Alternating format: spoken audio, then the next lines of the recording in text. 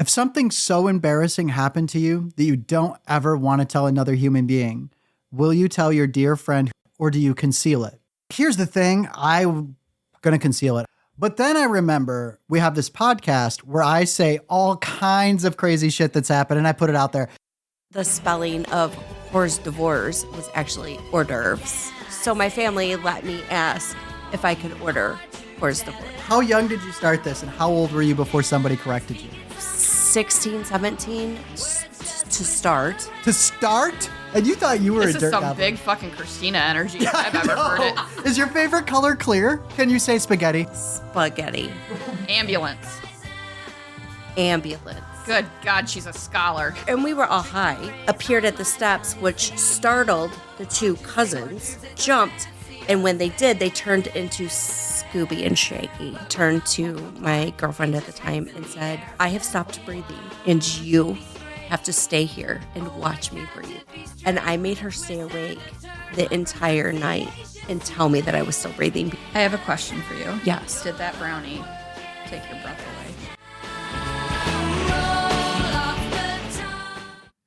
Oh boy, do we got fun stuff to talk about today. All right, first things first, we got to record a promo for the store. For the store? Yeah, for our merch store. Oh shit. Don't worry, I prepared this by Thank not God. doing anything. We have shirts. Oh, hold on. Let's do this. If you recall back a few episodes, you'll remember the first store that our family opened. It was called Hippie's Candy Flips. For my goal coming out of to drop out of high school, follow around the Grateful Dead and sell mushrooms and LSD at Grateful Dead. And of course, when Jerry passed, go on and follow the Fish tour and sell LSD and mushrooms out of a fucking Winnebago like it was goddamn Spaceballs. But don't worry, we've grown up and we have real dreams. And we have decided upon our entrepreneurial spirit to open our own merch store. If you go to shop.pessimismandpoptarts.com, you too can buy hats, t-shirts, hoodies, coffee mugs, camper mugs, and everything. All of the things that you could possibly need in your dirt goblin life that you live. I mean, all right, probably not. But listen, we got regular cotton t-shirts for those of you who just want a regular old shirt. But I'm telling you right now, if you want a 100% organic, fair trade, bougie ass fucking hoodie that is only sized in women's, yes, we have that too. And it's in heather gray. You're fucking welcome. They're really nice hoodies. Oh my God. Yeah, it was so nice. I almost lost it once and then lost it the second time. Oh, jeez. It accidentally fell into my bag. Oh, yeah. That makes sense. Yeah, that tracks. Mm-hmm. So we also got stickers and all kinds of really cool stuff. And in honor of the fine folks that took care of me at the University of Virginia, UVA, they took great care of me when I had surgery and everything. So currently, because we cannot talk about UVA because that is trademarked, so we cannot use that in a promo code. Therefore, if you go to shop.pessimismandpoptarts.com right now, you can get 20% off by using the promo code not for UVA, because it is absolutely not for UVA. That is NOT, the number 4, UVA. Sandra. Good work. Thank you. Yeah. That was not bad off the fly, right?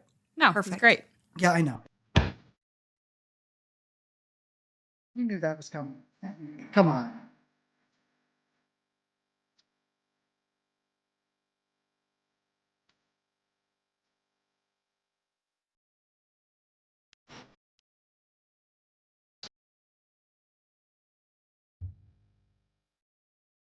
Welcome back to another exciting episode of Pessimism and Pop-Tarts. Oh my God, once again nailed the post. Go Sandra.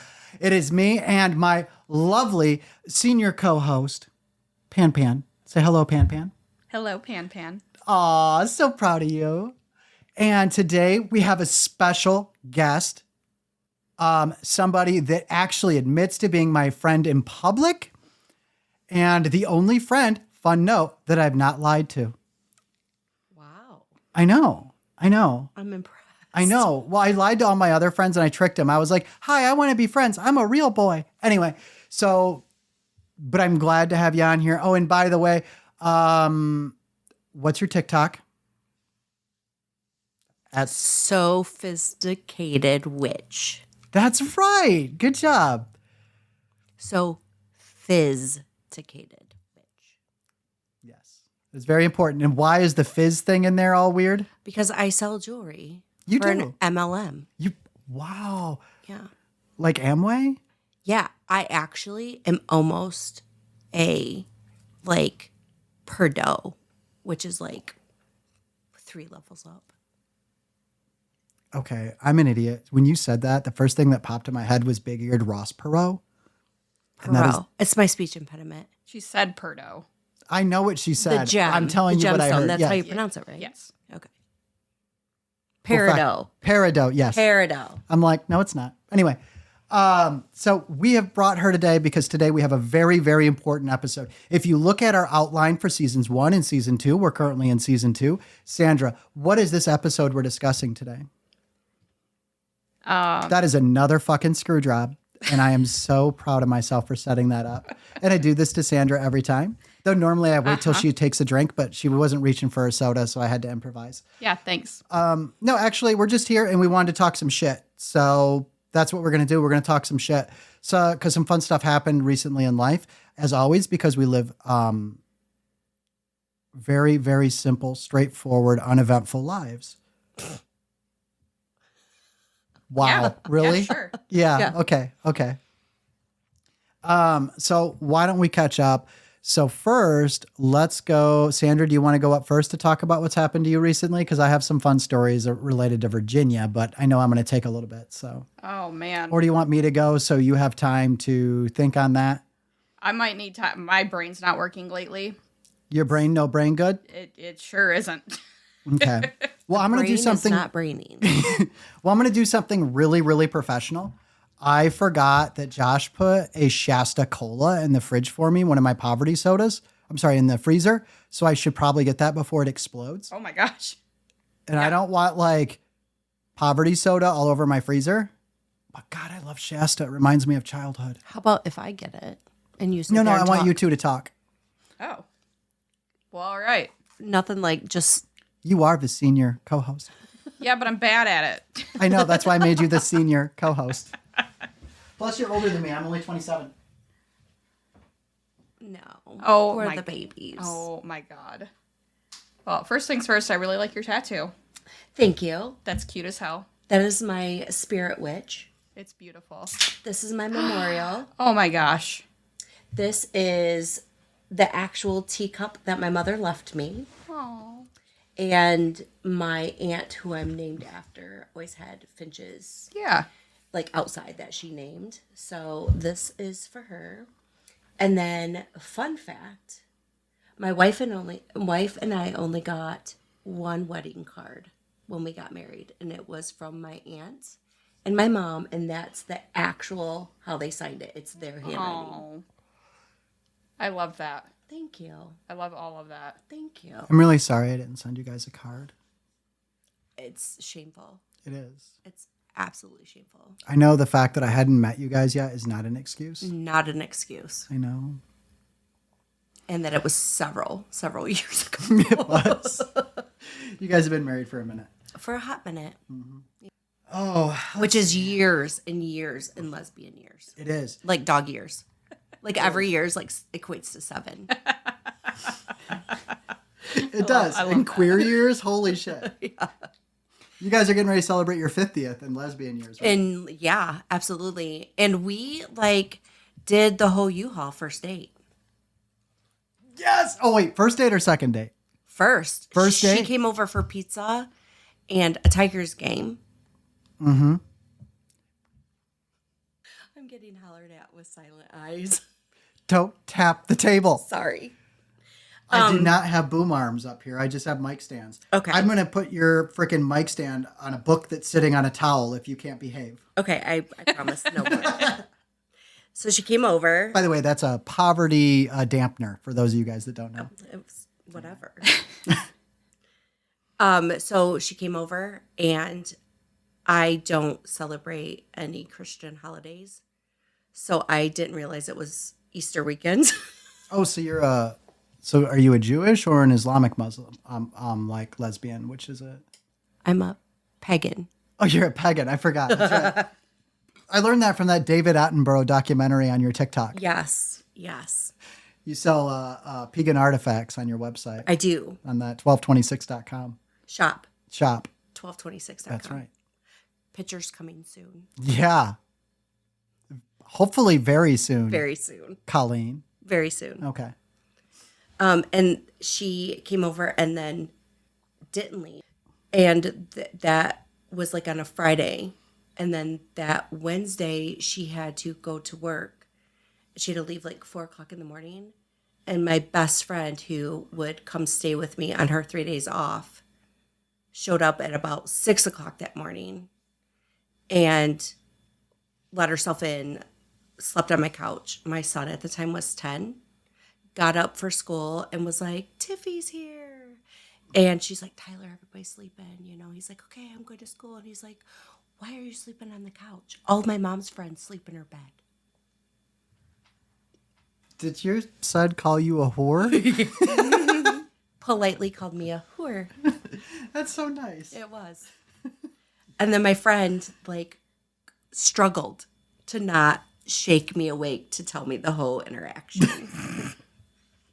Did she struggle to not shake you awake or struggle not to shake you and say, what the F was that? Both. But she was fair enough. She helped me stalk my now wife. So. Oh, that's very classy. Mm-hmm. Okay. You were like, this will not be a one night stand as opposed to this will not stand. Yes. Okay. Yes. I get it. I understand. I was going to ask which one of you two was this felony stalker, but now I know. That's all right. I guess in hindsight, I told the story on here, but I sort of stalked my wife to get her to go out with me. It worked out great. I mean, we got married. Yeah, that's positive. I did 20 years. Oh, she's sweet. She's sweet. Wow, the looks from these two. Son of a bitch. Okay, well. So I'm going to tell you guys a little story. So I recently posted a video on TikTok where I was doing a Clone-a-Willy kit. Now, I know you guys saw the video, but for the audience at home, you can find me on TikTok at Sophia Joy. Anyway, I posted a video about doing this Clone-a-Willy thing because I was like, hey, somebody at work told me to go fuck myself. And I giggled for a minute because I was like, wait a second. I'm transitioning male to female. I'm having surgery soon. And if I'm going to fuck myself, I really need a copy of this thing. So stop giggling. This is serious. This is medical stuff. Mm-hmm. So what I did was I bought one of those Clone-a-Willy things and I tried to do it, but it's very complicated because you got to like take this tube and you got to have the water at like this exact temperature within like 2 degrees and you got to stir it for exactly 60 seconds or some shit. Then you got to pour it in and it makes like this jello thing. And then you have to cram your, and then you have to hold it there for so long. And anyway, there's a lot going on. Right.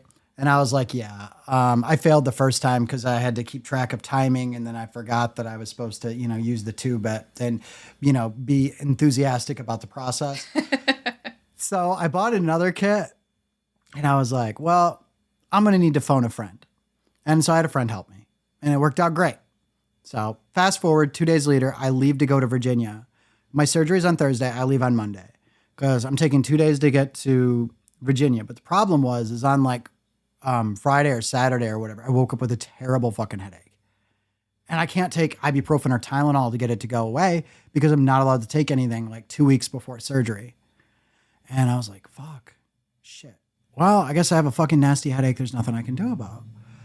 And then the following day, so either Sunday or Monday, whatever it was, now not only did I have this terrible headache, I also, like, my throat was killing me. And I always have terrible sinus problems, but, like, my sinuses were acting goofy, and I'm like, shit. So I'm driving, and Monday night, I make it from here north of Grand Rapids. I make it to Pittsburgh. And I stop in Pittsburgh because that's where I got a hotel. And also a friend of mine from work was there. We went to the hotel bar and had a few drinks, blah, blah, blah. And I'm going to bed. And that's when I realized, I'm like, I think I have fucking COVID. If I have COVID, they're going to cancel this fucking surgery.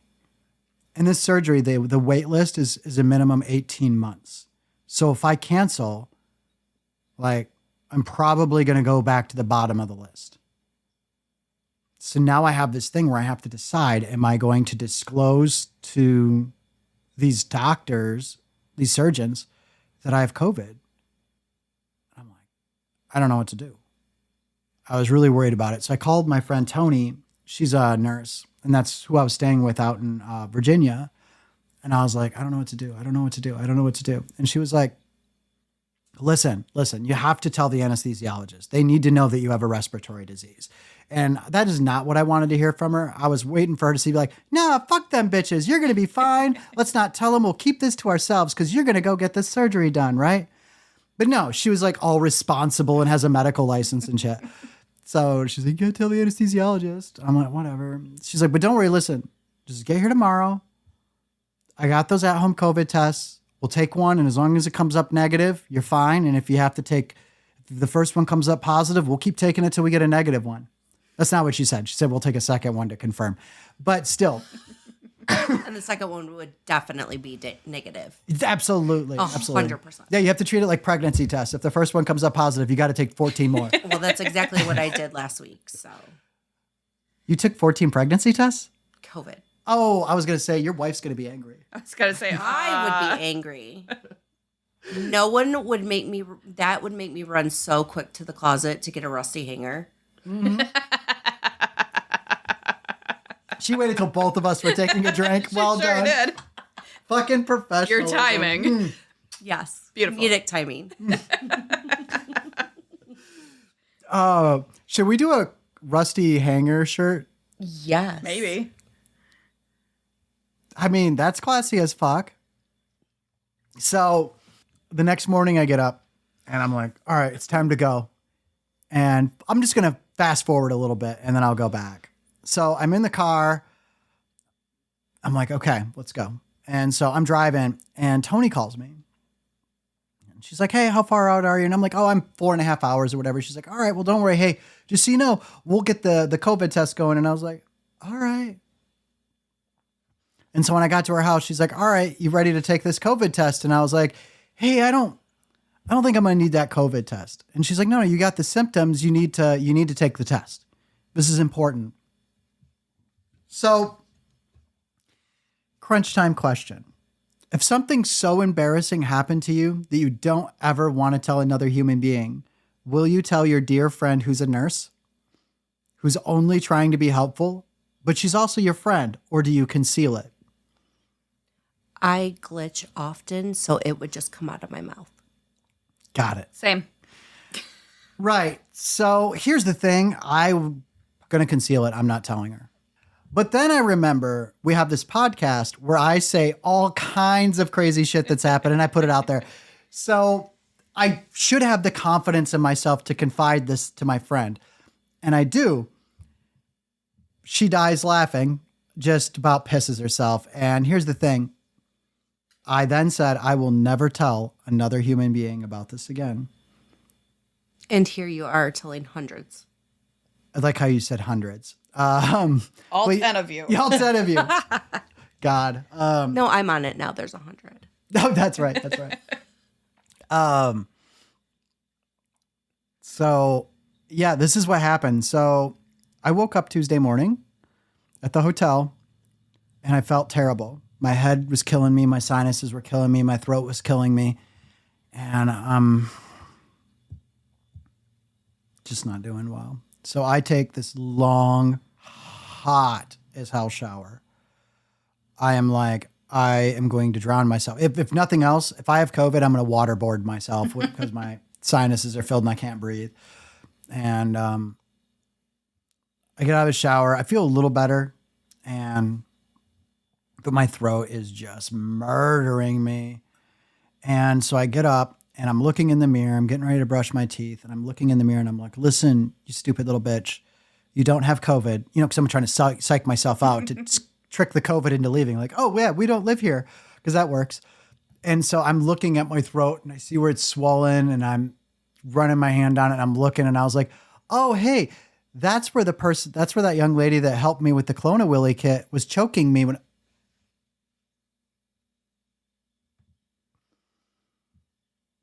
So I told you guys the importance of remaining enthusiastic about the process of doing the Clone-a-Willy. Well, my friend was choking me while having another hand on my tit. And I thought to myself, yep, definitely a lesbian. Definitely never going to be interested in men. And I had that thought right before everything went black. So I didn't have COVID. I just engaged in some really rough breath play. That tracks. And here's the thing I have to tell all of you listening right now. The two people sitting at the table right now are not shocked. No, you want to know my thought process? Where do I find a get well soon card that states that specifically? Sorry about your bruised tit and throat. Yeah. We're both crafty bitches. You know what? That's going on the website. Oh my God. That is going on the website. Oh my God. What? Grab my tit and choke me out? Yeah. Can I get that on a charcuterie board? Will your wife Absolutely. laser that onto a charcuterie Yes, board for all me? the yeses, yeah. Oh my God. That is perfect. And in love, live, laugh, love font. Oh my. Oh my God. So anyway, needless to say, I made it to my appointment on Wednesday just fine without COVID. God bless. So the fine people, again, at UVA, they know that I have sensory issues about lights and loud people and stuff. Like I'm the only one that can be bright and loud. Otherwise it scares me. And I had a lot of anxiety, because surgery is a big deal. I mean, not for Sandra. She's like old hat, but It's true. But this is a pretty big surgery. So I was all nervous. So when I came in, they had the lights off. They turned off all the lights for me, like in the waiting room. Really? Mm-hmm. Wow. Yeah. Well, not the entire waiting room. Like the half that I was on, they turned off the lights. And they turned off the light in the room they were moving me to before I even got there. That's impressive. And so the poor doctor comes back. Actually, I don't remember now if it was the doctor or the nurse practitioner was like, "Do we have the lights off on purpose?" And I'm like, "I've been waiting for you." Stop. Stop. Oh, must have been the nurse practitioner because I had met him before when I did my consult. And by the way, shout out to the fine folks at UVA. They are avid listeners of the podcast. I'll get to that in a moment. So I had a really good pre-op appointment. My surgery was the next day, right? So on the next morning when I go in, I'm nervous. So when I get nervous, I am exactly as I always am, just more so is the only way I can describe it. So typically my goal is to make somebody cry laughing. So I'm extra nervous, which means I need the entire floor to cry laugh in pre-op. And I succeeded. How it started is every time they talk to you, they have to verify your name and date of birth and why you're there. And so, like, the first time they asked me, I answered the question, Sophia Van Dyke, my birth date is whatever, and I went through the thing and it was fine. And then, like, the second time I got asked, I was like, does anybody, like, who comes in here for, like, male to female transitioning, are they like, vaginoplasty? Oh my God, I was here. I thought I was getting my appendix out. I mean, why are we doing this? And they're like, it's policy. So the third time I got asked was by the person who is going to be my nurse in the pre-op. And so I answered, I was like, hi, I'm Sophia Joy. My birthday's April 9th. And I'm here for vaginoplasty. And yes, I'm an Aries. I don't really like the long walks on the beach, but I do drink vodka crayons. So wherever those are, we should be fine. And she's like, I don't need to know all that. And I was like, that's weird because we matched on Tinder. Stop. And so she's like, what? We didn't match on Tinder. And here's the thing. So I look, and standing just behind the curtain is my surgeon. and I'm not going to give Dr. Stranix a free plug, but he's standing there, and he's the kind of gentleman that doesn't laugh or emote a lot as a general rule, it seems. So I know I'm going to break him. So I say again, I'm like, no. And I go grab my phone. I'm like, we matched on Tinder. And I was like, I can't believe the stuff you wrote to me in the message. Oh my God. You are thirsty. And Dr. Stranix now walks in and he's like, what's that now? And this poor nurse is like, I wasn't on Tinder. I wasn't on Tinder. And Dr. Stranix is like, that's not really my business. So now this other nurse, she is crying. She's laughing so fucking hard. And here's the thing about comedy, right? If you can get a laugh, there's always a bigger laugh. So I'll just say I carried on, and they, as happens from time to time, will bring in additional people to watch the show. Dr. Stranix is laughing. And this is a big deal because apparently they wanted to see him laugh and they wanted to see the show. And I'm going to tell you how extra I was. I had people ask for my autograph because they're like, either you're famous or you're going to be famous. This is insane, right? And so I'm signing autographs, Sophia Van Dyke in like big letters, just fucking being in my usual asshole self. And then this anesthesiologist, the resident anesthesiologist, not the anesthesiologist, the resident, she comes in and she's like, all right, Sophia, it's time to go back. And I'm like, all right, cool. But I'm still pacing around talking shit. She's like, honey, I'm going to need you to sit down on the bed. And I'm like, what? And she's like, I'm going to need you to lay down on the bed. I said, I'm not going to lay down. She said, I'm going to need you to sit down on the bed. And I said, okay, I'll sit down on the bed. So I sit down on the bed and I see another nurse walk behind me and she puts her hands up to catch me. And I'm like, what the hell's that about? 5 milligrams of Versed. And I know that because Tony watched it and she was paying attention and she hit me with that. And I was like, I didn't fall, to my credit. I was just like, oh, mommy, do it again. Yeah, right. That got a reaction. So they are starting the friggin' drugs to knock me out. And I'm like, I want to see the OR. I want to meet the robot. So I make it back to the OR, still conscious. I'm introducing myself to people, asking what people do, and I want to see the robot, but it was all wrapped up. I'm like, unwrap the robot. I want to see the robot. And the poor urologist, he's like, the urology surgeon, he's like, Sophia, it's sterilized. We can't unwrap it before we do the thing. Oh, well, can I see it when you unwrap it? No, honey, no, you'll be sleeping. And I'm like, okay, so when do we get this started? And then they knock me the fuck out. So They probably couldn't do it fast enough, to They're be like, honest. Jesus They had been Christ, trying. Shut up. yeah. So, well, they were thoroughly entertained. I'd like to tell myself. I woke up in PACU. It's like the recovery thing, I guess. I don't know. They were told me before, and they're like, don't worry, you wake up in PACU. You probably won't remember it. Well, let me tell you what I remember from that. So I woke up on the Devil's Threesome. What? I don't know what that is. Oh, I named it that. It's Versed, sodium propofol, which is what Michael Jackson overdosed on. Nice. And the sodium propofol was mixed in with ketamine. Awesome. So I have this thing when I wake up from anesthesia, my first thing is, because I don't trust men with sedatives, is to get up and find a place to hide until I can like regain my faculties so I can run away, drive away, right? So they were like, oh yeah, this bitch can't go anywhere. Cause like, we just cut apart her, whole groin. So she needs to lay there. But how do we keep this bitch there without tying her down? Cause this isn't the 1800s. And they were like, oh yeah, ketamine. And let me tell you something about the Devil's Threesome. If you get an invitation, do not turn it down. Yeah. It was amazing. So like the ketamine paralyzes you. Sodium propofol doesn't let you come into reality. And the Versed makes sure that you don't care. Because like Versed is like Xanax and Ativan's daddy. Oh. I mean, yeah, it's amazing. Anyway, so I woke up in PACU and this very nice nurse, he says, hi, Sophia. I'm glad to see you're awake. Can I get you anything to drink? Do you have any questions? And I'm laying there on the Devil's Threesome. And I said, and I quote, am I still trans?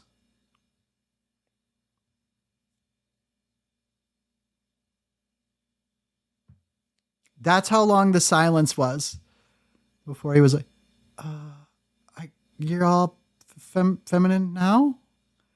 What do you want to drink? I was like, oh, I always like Coke. And then he brought me a freaking Coca-Cola. But yeah, so that happened. I had Dilaudid for the first time last year when I had my surgery. I'm so jealous. Like, And that stuff's good. That stuff's really good. opiates don't do a lot for me, so Well, I can understand how it feeds. Like, I dream about having Dilaudid now again. yeah, I bet. So yeah, then I mean, there was a lot of really cool things that happened that trip to Virginia. I got yelled at the first night I was there, and they put an alarm. All right, so the surgeon told me the most important thing is that you get up and walk around, and I can absolutely do it starting the first day because I don't do bed rest. I don't even do sitting still. I'm up at my room at like 4 p.m., right? And so at 6 p.m., I'm like, fuck this. I hit the button. I'm like, how can we help you? And I'm like, I need to get out and walk. And they're like, okay, you're going to have to give us a little bit. And I said, okay. 7 o'clock comes around. I hit them again. They're like, hey, we're in shift change. Hit us back later. Hit him at 8 o'clock. Okay, we let your nurse know. Hit him again at 9 o'clock. And I said, listen, they'll get to you. Nope. So here's the deal. Each nurse only had 3 rooms. And so where I'm at is like urology and plastics recovery. It's all urology and plastic surgery. So we're not talking about high intensity patients here, right? Right. So Tony was telling me, she's just like, listen, calm down, bitch. It'll be fine. It'll be fine. It'll be fine. It'll be fine. It'll be fine. I said, oh, listen, I'm always chill. You know me. And she said, all right, well, if you promise to stay chill, I'm going to go home. And I said, I promise it's fine. You can go home. I did not promise to stay chill because when I hit that button at 10 o'clock and they said, your nurse will get to you when they get to you. I said, okay, cool. No problem at all. And so I did the only logical thing. I climbed out of bed myself, attached to all kinds of stuff, and the bed was up higher than I could scoop my feet onto the floor. So I jump off the frickin' bed, and then I'm like, oh, that was a mistake. And then I just grab the IV pole and I just start walking down the hallway. And the lady who was answering the call button was like, are you supposed to be out of your room? I'm like, I'm sorry. I don't answer direct questions just like you. And I just kept walking. So I have made like 2 laps around the floor, right? Or 3 or whatever. And all of a sudden I get a team of people coming up to me telling me that I can't be out of bed. And I said, well, that's not true because here I am. And also, your shift is almost over and I haven't seen you. Who the fuck are you? And I'm your nurse. And I'm like, no, you're not. Shift started at 7. It's 11 o'clock at night. I haven't seen you and you only have 2 other patients. So I don't really care what your opinion is. Move along. He did. And I finished my walk and I got back in bed. Well, at like 2 o'clock in the morning or whatever, I was like not comfortable. I was like, I'm just going to get up and move around a little bit, stretch my back out. That'll be fine. So I get out of bed and it sounded like somebody was breaking into Fort Knox. They put a bed alarm on. Oh. It's kind of funny. And so they come running in and this guy yells at me and he's like, what do you think you're doing? I said, I can tell you what I am doing, which is getting the fuck out of bed. Not that it's any of your concern. And he's like, what? And I said, you have an hour left in your shift and I've still only seen you when I'm out of bed. I haven't even gotten meds, man. Shut up. Also, apparently I'm just going to do what I want when I want. And by the way, the doctor ordered me to get out of bed twice before I go to sleep for the night. And you showed up 0 fucking times. Did you have the same staff that took care of Grandma Apparently. at transitional health? So, anyway, they turned off the bed alarm. Now, I ran into that same nurse again. He was not my nurse again. Everybody there was phenomenal, by the way, at UVA. Fucking amazing. Later on, it was like the day before I got out. So Wednesday, right? Or Monday, because they kick you out on Tuesday. Anyway, I met him in the hallway again, and we just struck up a conversation talking. And he apologized. He was kind of like, listen, you're not the first person to come through here with that surgery. It's just people are typically too doped up to want to get around and walk, even if we try to make them. I thought you were sleeping. Like, they only told me twice you called. So, sorry. Oh, that's fine. I said, I knew what I had to do and I was going to do it. I didn't need your help. I was trying to be polite and let you know that I was going to be doing the things I need to do. Which was fun because that's the first time I really got to, kind of think in my head, I don't need no man. So Valid. so it was kind of fun. Yeah. So that was fun. And a lot of the people from the pre-op team and the OR team came in to visit on breaks and stuff just to say hi and see how I was doing. To see if I could still do comedy when I was all fucked up on drugs. By the way, the answer, yes. Of course you can. I was like, you give me an opportunity to talk shit, I'm going to talk shit. So the last time I had a procedure, it has been, lately the only thing I've been going in for is to get my arm evaluated, which is my access for dialysis. And I've had this access since I was 15. So I've had it for over 16 years now, which is really good because most people have them fail, I guess. You got the extended warranty when I called you? I guess. Is it a port? Yes. So what people have with cancer. Oh, good God. It's wow. Okay, that was mean and impolite. So it's not a port like what cancer patients have. Okay. It's Were you picturing a USB port? What the fuck is going on right now? Well, I mean, theirs is a little hole, right, that they attach, which I have had, like a catheter, that goes inside. Yeah, I've had that before. Okay, this is different. That it's actually just my vein on top of my bicep. You have that main vein that runs through here. They looped it back into itself like a trombone, and it's that part is sitting on top of the bicep instead of running in between it. That goes into your forearm, but that looped back trombone portion has double the volume of blood that's going through it, and it actually grows, and that's why this vein on the outside of my arm right now is so big. And then, of course, to access it, they cut my arm all the way open, so that's why the scar. Yeah, no weightlifting. Yeah, the scar is quite gnarly. But this whole thing is the vein. It looks like a shark bite, what I would imagine. Yeah. Yeah, Sandra's a bad bitch. Yeah.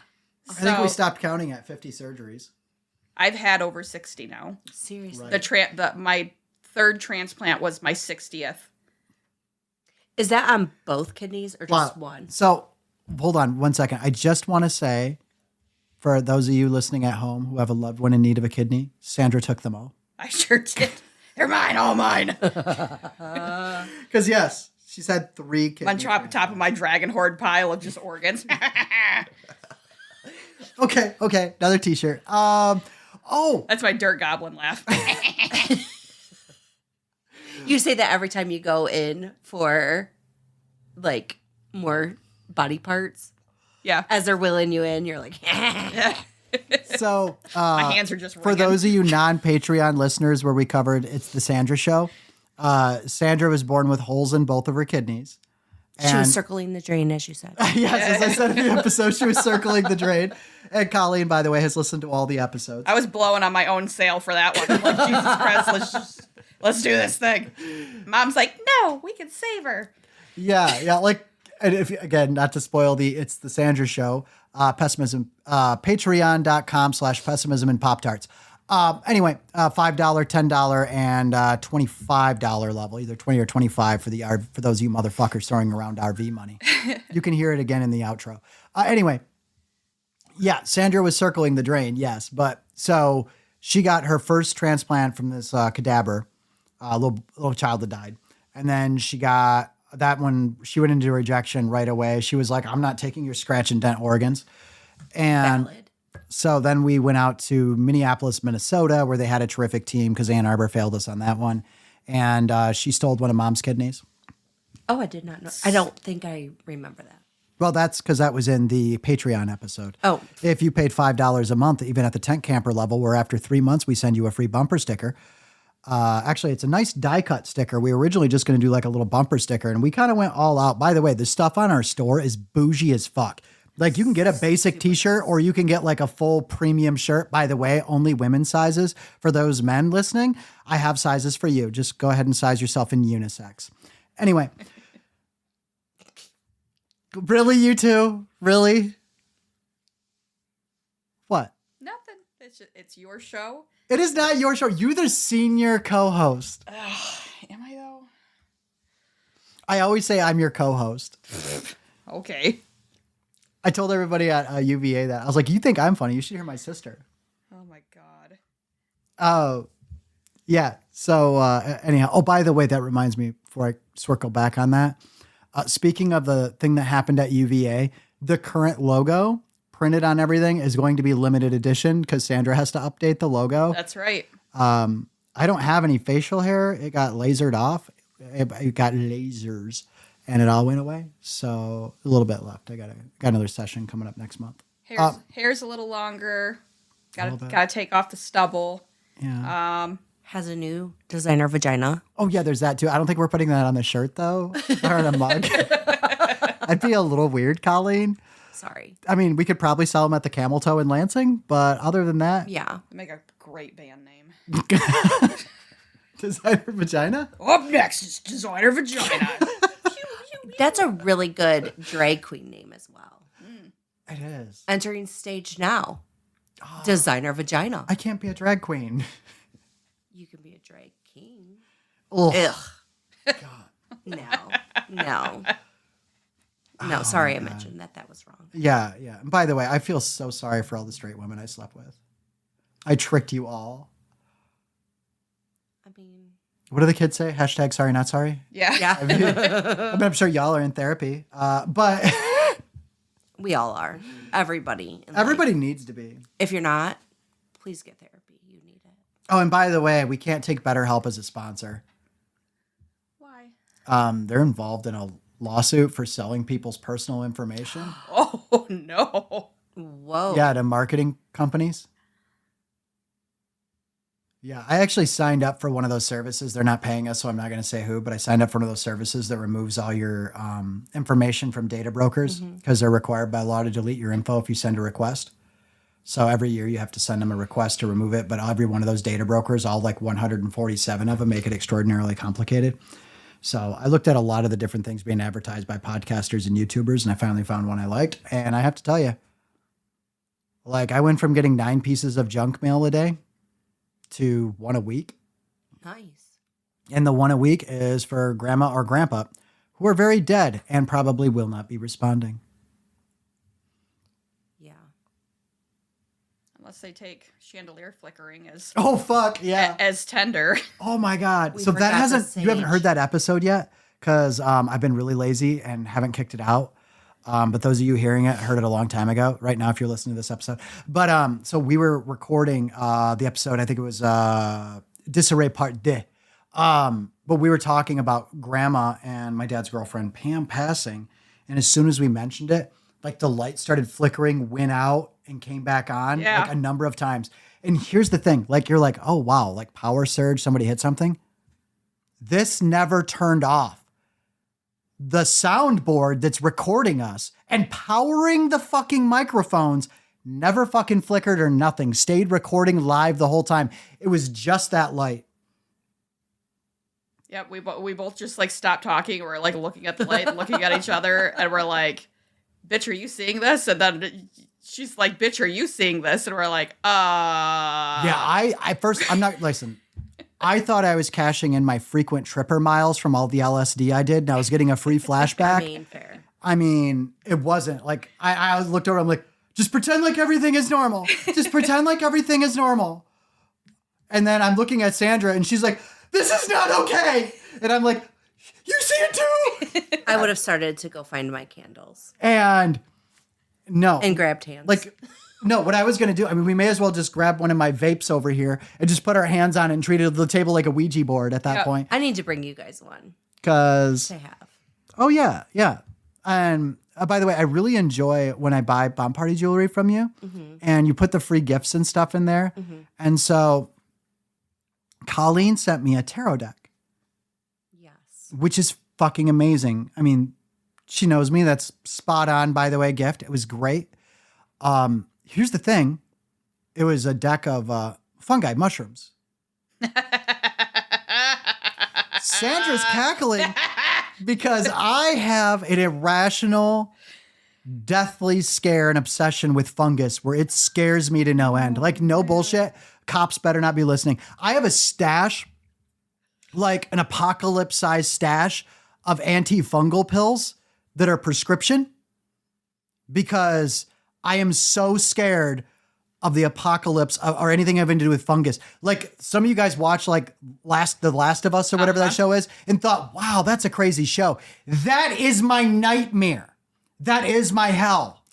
But I know you as, taking the trippy mushrooms. So I was like, oh, she will find these amazing because they have shrooms on them. Listen, psilocybin is not a fungus. It's like a friend at the trailer park who's like, hey, don't talk to her. She'll stab you in the neck. It's that friend, that is always on the lookout. And that's psilocybin in the mushroom world. Sorry. But I don't do drugs and have never done drugs other than pot and a brownie one time. So I really I'm not schooled on these things. hold on. Why don't you tell us what happened when you took the brownie? Because I know about this, but Sandra doesn't, and nor does our audience. And by the way, just so everybody's clear, marijuana is legal in the state of Michigan. Yes, and this. And I did all the magic mushrooms and drugs longer ago than the statute of limitations. Oh, perfect. Awkward silence.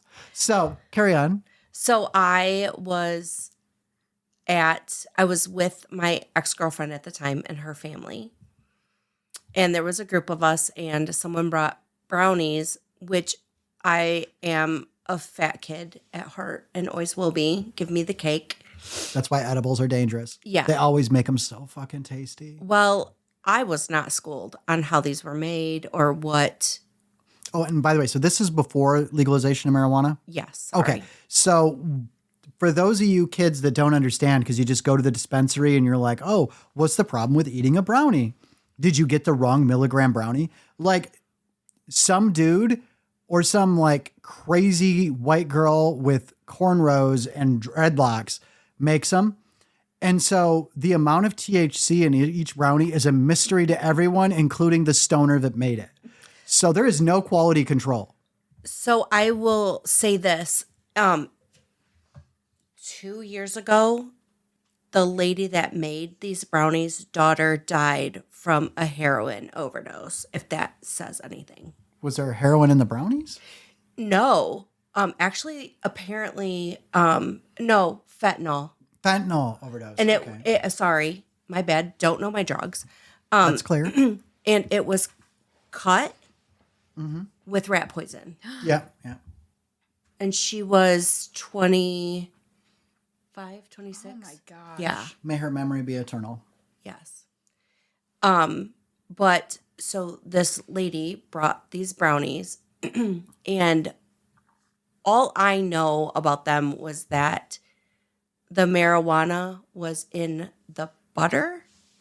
Okay, yeah. Yeah, that's where you do it because it's marijuana. For those of you guys that don't know, chemistry sort of my thing. So THC, delta-9 tetrahydrocannabinol, is fat soluble. So when you bind it for cooking, you have to put it into something fatty. So butter is the perfect substance. Okay.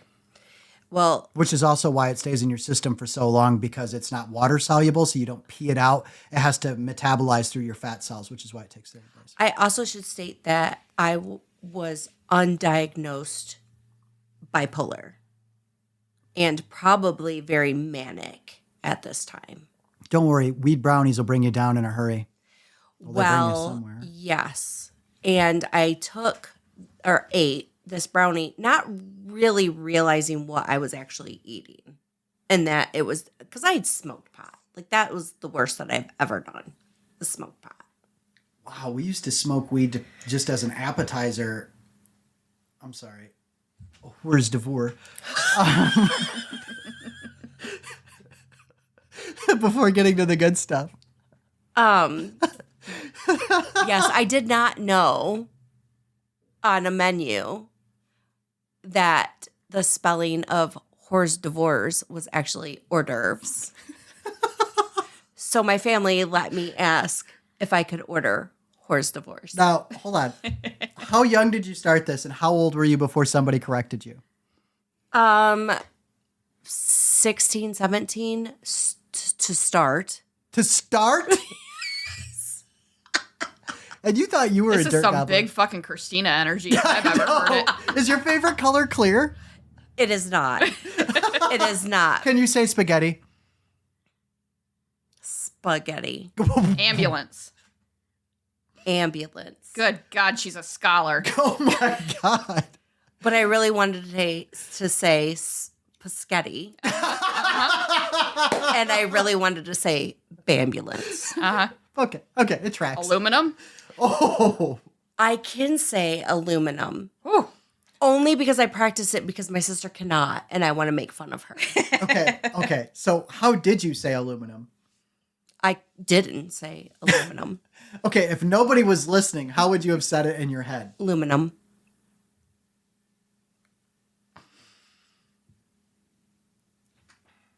Christina, my dear sister, you won't believe who I made as a friend. Did Christina have a speech impediment too? She didn't have a speech impediment because we didn't get diagnosed with shit. But Well, I didn't get diagnosed with it. Well, It's a except David. self-diagnosis. David got diagnosed with this stuff because they were like, we can spend all the medical care on Sandra and David. Mm-hmm. All the medical care, like with the doctors for Sandra. All like the help at the schools to help people get along. David. Well, when you're poor, you have to piece that out to your children. Yeah, you have to ration the care. You do. And so Christina and I apparently were not on the list. So Christina was perfect. Just ask everybody. So I've left everybody hanging about my pot story. Oh my God, yeah, shit. So anyway, later in life, I was diagnosed with attention hyperactivity disorder. And I take Ritalin, but I forgot today. I don't know if anybody can tell or ever listening to this show that I don't take it on Well, recording days. Whatever you have to say, I'm actually going to tie up your story about going to the doctor about my arm. shit. Yeah. Oh my God. Hold on. Which one do we, which No, one you, do- no. You have to go first because I'm going to show you a picture at the end. Okay. Oh, wait. We have to let her do hers first because your vein's literally a loop. So that's a perfect tie up to everything. Yeah, it's like a little bow. Okay, so Little I'll make it vein-shaped quick. I ate said brownie, was sitting downstairs, and across from me on a couch was her two male cousins. And from the so the steps came down and the couch was at the landing of the steps. Someone came in the house. We couldn't hear it because we were in the basement, and they just appeared, and we were all high. And appeared at the steps, which startled the two cousins. And so they jumped. And when they did, they turned into Scooby and Shaggy. That's some good weed. Yeah. And I was like, oh, do you guys see this? Now, hold on. Like movie Cartoon and Shaggy? Yes. Or cartoon Scooby and Shaggy? No, movie. Okay. I just wanted to be They were sure. still like in human form, but they literally turned into them. So which one was the dog? I don't remember their names. Well, no, but I mean, one of so he was clearly the uglier one.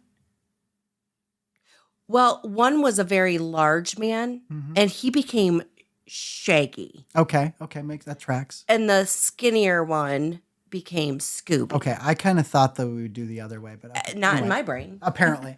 I mean, you are a lesbian, so it Yes. makes sense. Okay, carry on. And shortly after Who is that, Velma? Did you turn into Velma? I may have. I had the bob and glasses, so. Oh, and at that time you would have not had the polycarb, right?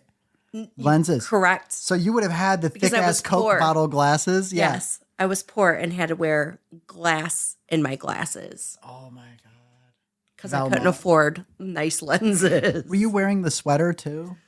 The orange sweater? I was Anyway, a new sorry. lesbian, so it's Oh, very okay. possible. It's very possible. I just came out of the closet. Yeah, and had on your 1970s. This is how I say I'm gay, right? Close? Yeah. Okay. The Birkenstocks.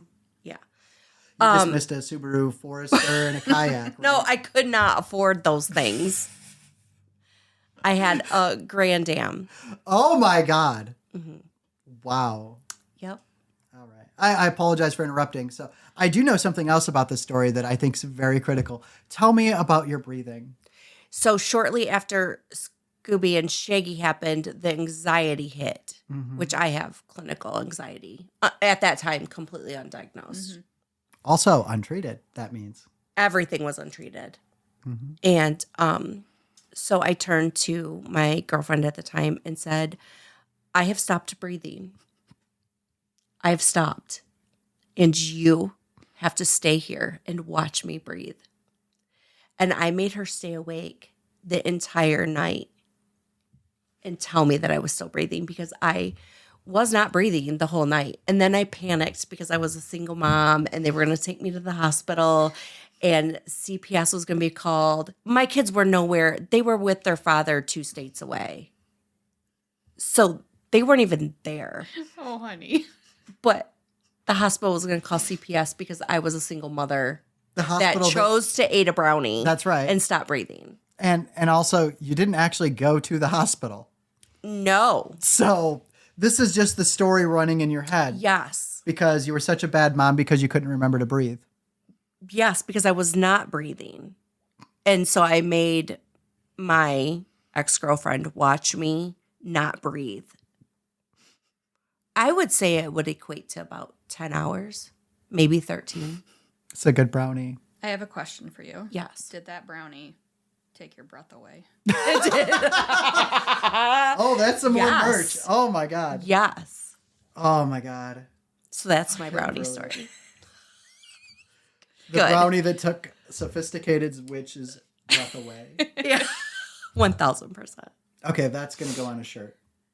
So I've noticed this like level that's going around the table right now. There's me I've never smoked anything. People look at me like that. Well, especially since you're Correct. fully related to this one. Yeah, I got the same I'm look when, right here. when You I'm could say hanging my out name. with Christina and her friends are like, here's a cigarette. And I'm like, I don't want that. And they're like, but you're Christina's sister. And I'm like, well, fuck me, I guess. So we have never smoked anything. We have dabbled. Dabbled. And then we have the wizard in the oak tree merchant. Listen, the reason what happened is I did all the drugs. Yeah. The few that were left, Colleen got to sample, and there was none left for you. Ah, okay. Well, because of that, every year when I have my arm basically rotor-rooted, because it's such a giant vein, sometimes it will get, like scar tissue on the inside. And that affects the blood flow and also affects like how my run goes on the dialysis machine because it'll just start beeping and, it's like it can't do the Mr. Coffee filtering for the day. So I'll start alarming and they're like, yeah, when's the last time you've been to the clinic to have them look at your arm? And I'm like, oh, it's probably been like a year. And they're like, yeah, you should probably go back and have it looked at. Okay, for those of us 80s babies, I just want to say this is not the same clinic for community health where they give you your clean card to tell you don't have any STDs. Yeah. So It's just not that.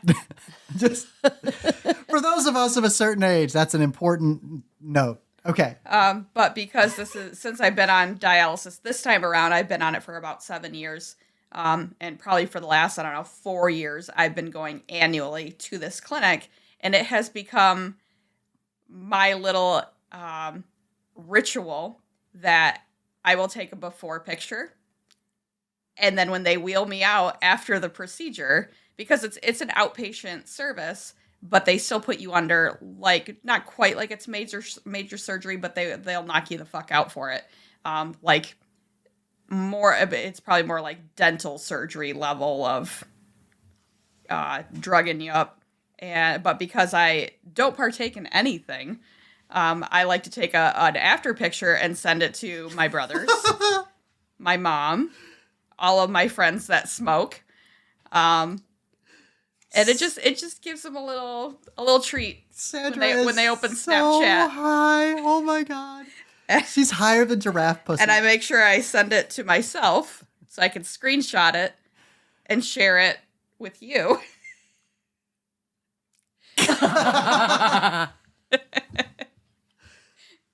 Was I wrong in my description?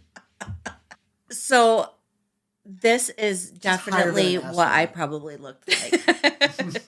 Especially when I saw Scooby and Shaggy. Uh-huh. Oh my God. Yeah. Uh-huh. As I still continue to eat the brownie. And you can also tell pictures from my youth when I was on drugs. And you can always tell when I was high because I smiled. Yeah. For those of you that have heard all the episodes, we don't have a lot of reasons to smile. So if I'm smiling, it's either because I've gone psychotic or I'm on a lot of drugs. Oh my God. Fucking weirdos. So you will be on dialysis the rest of your life. And unless I get a transplant. And No. are we on a transplant list? Yes. So you're just waiting for a donor? Basically, yeah. Okay. But, it's got to be the perfect match. Did you get cleared yet? Are you actually on the list officially? Yeah. Okay, because Grand Rapids hasn't reached out to me to finish doing my testing because then I can go get my clearance letter from my hematology oncologist. Oh.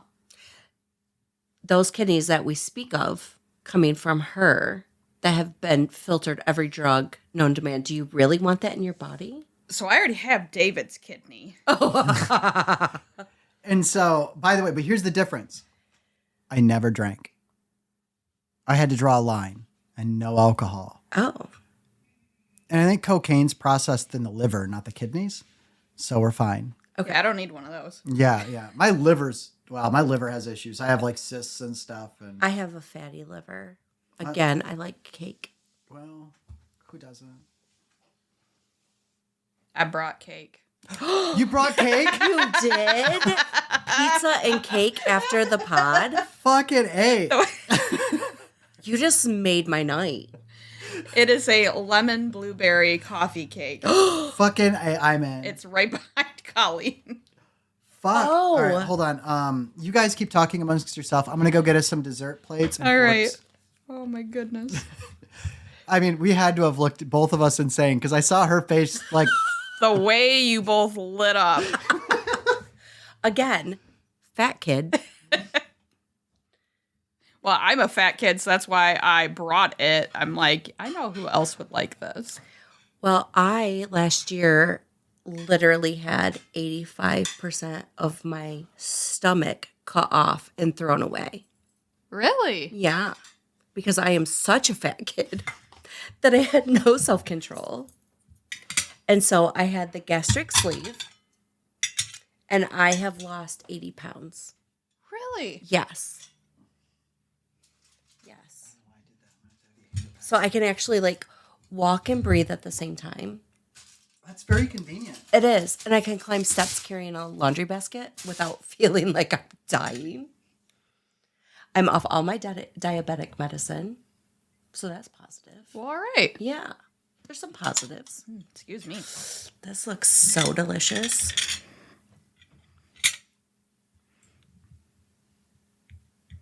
Do you like to bake? I just like food. Oh my God. Is it good? Mm. I'm not allowed to have any yet. So. Oh my God. This is like I'm a lemon junkie. Like anything that's lemon. I love lemon, but that's part of the issue that like Nate and I almost don't have the same palate for anything. Oh. It's a real struggle. And then Reminder, Nate is your longtime boyfriend. Yeah, that's my. As your mom loved to remind me all the time, you need to talk to your sister. When are they getting married? Uh-huh. Because that's my place. Sure. I'm like, I'm not fucking him. Why do I care if he's married? What's going on? Yeah, he, especially lemon, he does not like. And I love lemon. So my wife and I have the opposite. And she as well had to have 85% of her stomach cut out. No. So one 8-ounce steak is each 2 meals each for us. Mm-hmm. By the way, just to say again, I love your wife. She's freaking awesome. And she is what have you been saying to me all weekend? Saint. Oh, she is a saint. So one day, I don't remember what, we were video calling. I don't remember what it was you did or said, but I just said, oh my fucking God. You know what? I'm going over to my icon stand and I'm lighting a candle for Amanda.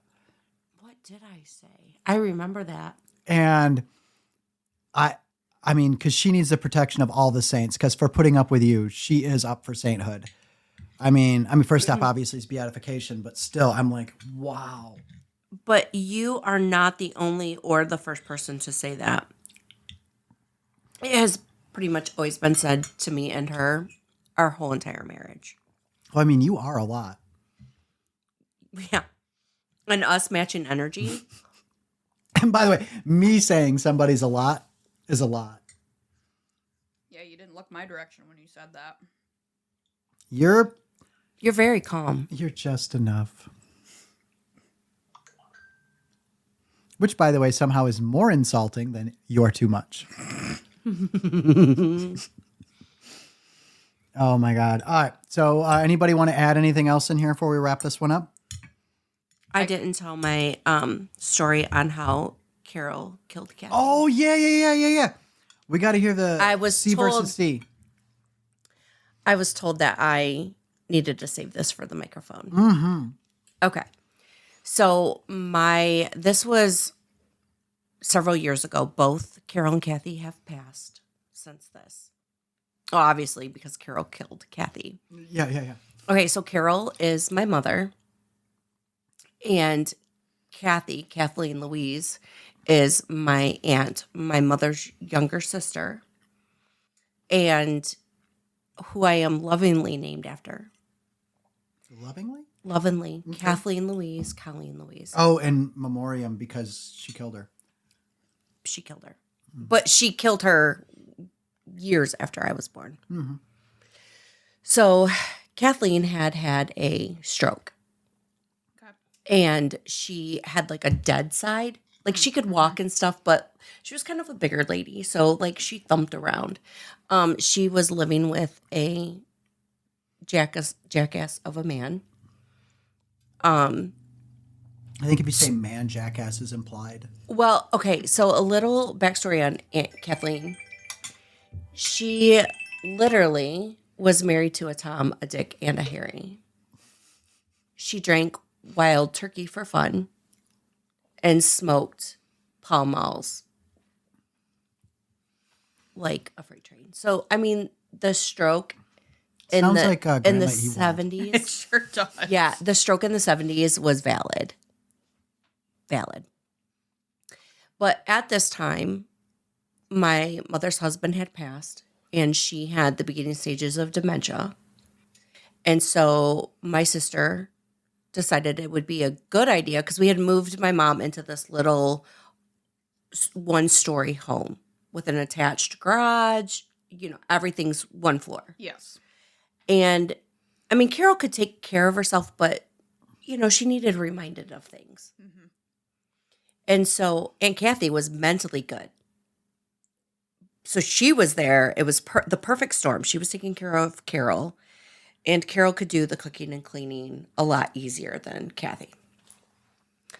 And So between the two of them, they made a functional person. one really good functional person. Carol was getting her meds on time. You know, they were avid card players. They were very close sisters.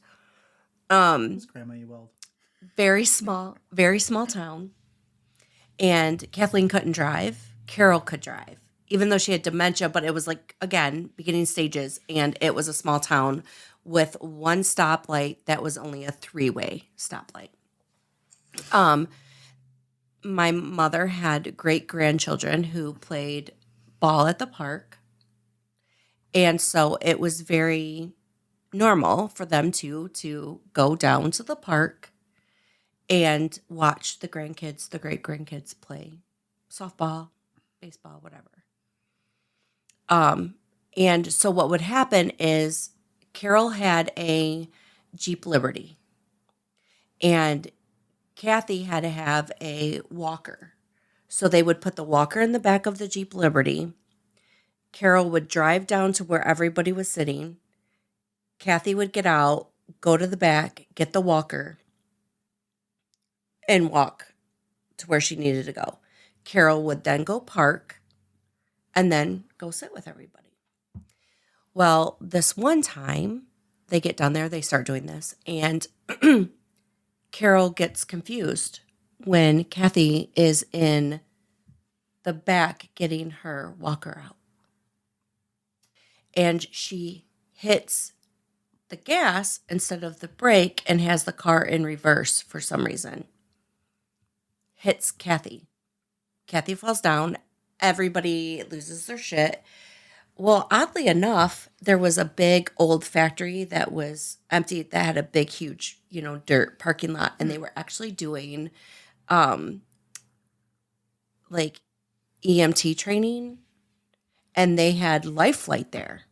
Oh, You've Just gotta random. be kidding me. No, Okay. not kidding. And so they realized that there was stuff going on, so they come running over. So the big head captain dude was like, okay, she's clearly on blood thinners. And mind you, she's setting up talking to my sister. She's like, go deal with your mom. Your mom's panicking. And my sister's like, no, Aunt Kathy, like, everybody's with Carol. I need to make sure you're okay. Everybody's going to take care of everybody. She's sitting up. I'm fine. I don't need any attention. But the, captain was like, we need to life flight her. She just got hit. So not an ambulance ride. No. So not only are you not fine, No. you have to take the helicopter. Yes. Because clearly with a stroke, you have something wrong with your heart and you're on blood thinners. Yeah. So the bleeding is not going to just stop. Yes. Easily. And we don't know what kind of bleeding is going on Inside. So this is in southern Michigan, like east side of the state. So it's very close to Toledo, Ohio, which has got a really good, ProMedica. So they life flight her there and family follows. They all drive there. There was so much chaos that I didn't find out any of this until afterwards because I lived a little bit further away. But while they were there, the family gets there. The doctor comes out and says, who knows what's going on with her heart? My sister's the oldest child. Well, she's not the oldest, but she has the oldest personality where she takes care of literally everybody. She knows everybody's medical history. She takes charge. So she gives... Older siblings, I tell you. What What the- annoying. And because they take care of everybody. They do. Just make sure everything's fine. And Yes. cover up for all the parents' fuck ups. Yes. And so my mom is, a basket case. She just hit her sister, her baby sister. So of course her mind isn't like super great. So the doctor comes out in a panic, tell us what her story is, her medical, blah, blah, blah. My sister shares it. He goes back in. He's like, we're doing everything we can, I don't know if that was really registering with the family when he said, we're doing everything we can. I think everybody at that time was thinking Aunt Kathy was the type to sit up and cuss at everybody. So I think that's what they thought was happening. Not much longer after that, the doctor came out and said, we're sorry to tell you this. She has passed. So Carol instantly was like, I just murdered my sister, which, you know, she did. But as her children, we were like, no, that's not what happened. Yeah. But the doctor did come out and, you know, had been told the story of what had happened. So he came out, he literally sat with my mom and said, she would have been dead in 3 days with or without this accident. Oh. The heart was, and my family has a way of knowing when they're going to die.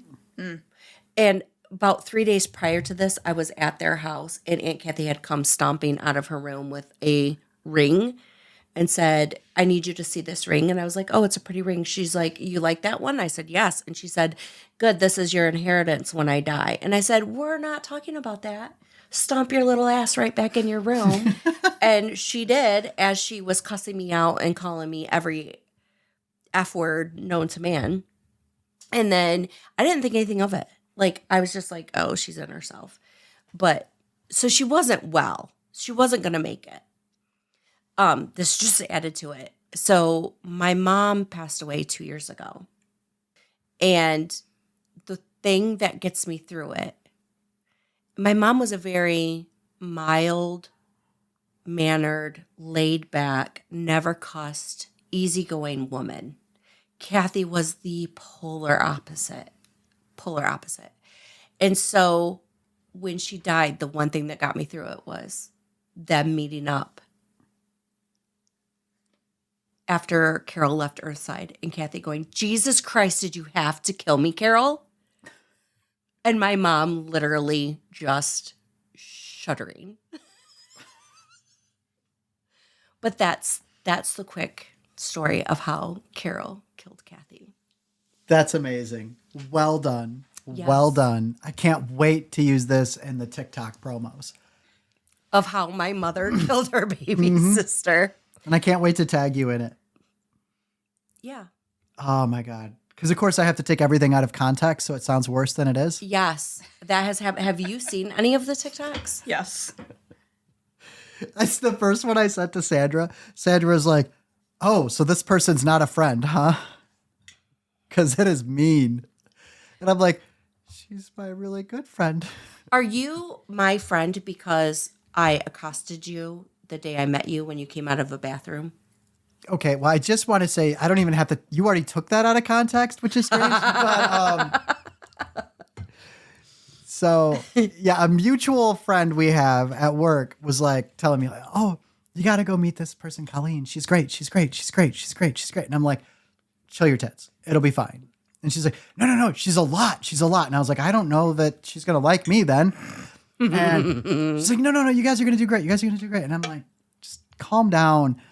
And she's like, well, you know, and she mentioned your wife's name. And I was like, yeah, of course I know her. And she's like, Colleen's her wife. And I'm like, okay, that's a really weird way to reference your wife because I already knew your wife was gay.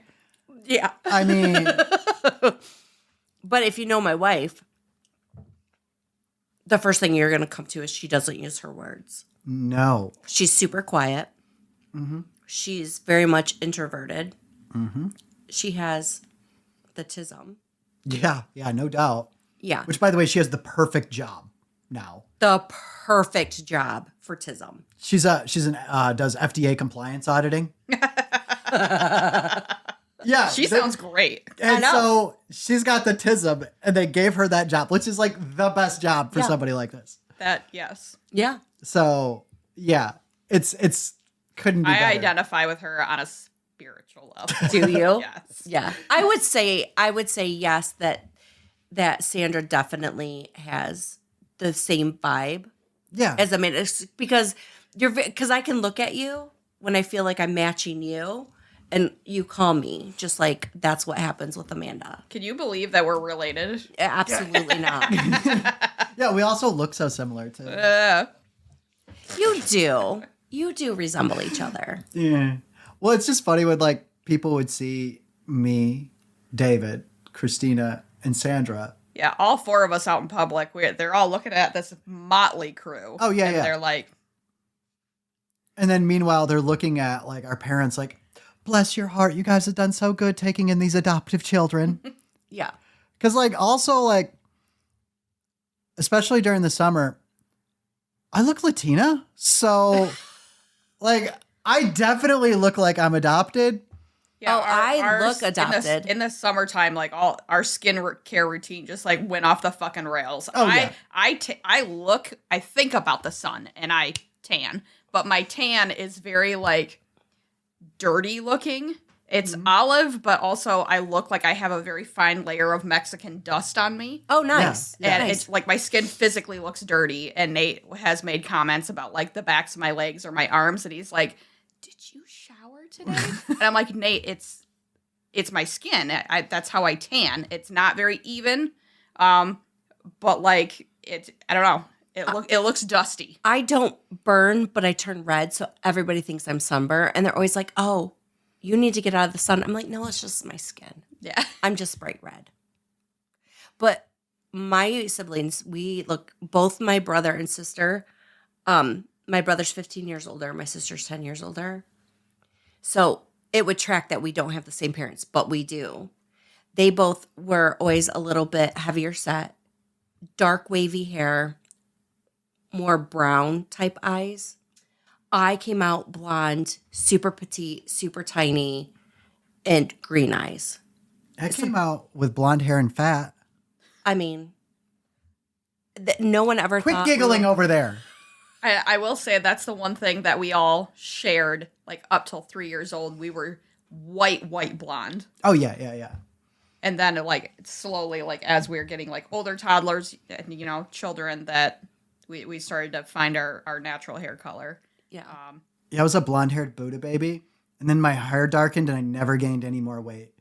And so I just look like this very skinny Greek. And if you look at me in my pictures, like elementary school, I look like the cutest little lesbian girl because... Oh, I look so much like the cutest little lesbian girl in all of my photos. Like, how in the hell did no one know? Listen, you know what? Hold on. I'm going to grab a photo and I'm going to show you. And I want you to tell me that I was not a lesbian girl. Because Okay. by the way, like when I was like a kid, mom would get mad because people would be like, "Oh my God, your daughter's so cute." And she would get all pissed. Yeah, she tells that story. People would stop mom with a stroller and tell her all the time, "Oh, your daughter's beautiful."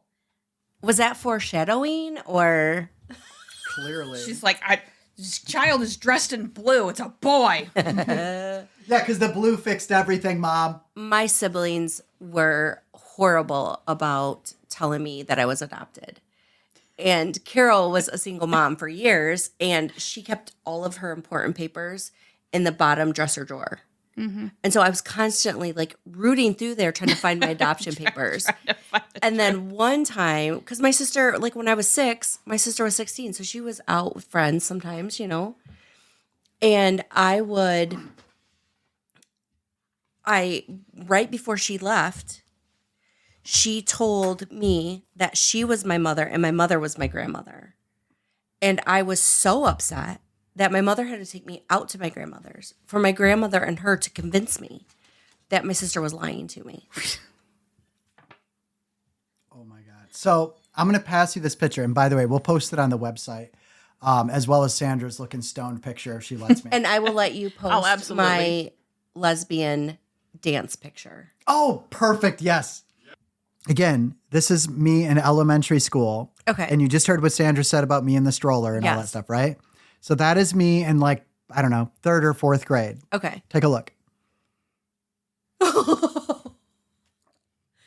Oh, okay. The glasses of the 50-year-old have to come off. Okay, how did no one know? I don't know. I can't believe any straight girl ever slept with me. I mean, if your hair was long, We're moving on to that next.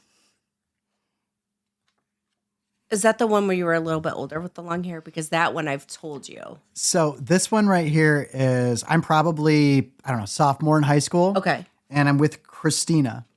We're at the beach. Okay. Your sister, Christina. Yes. Okay. So we're at the beach. So pay attention to that.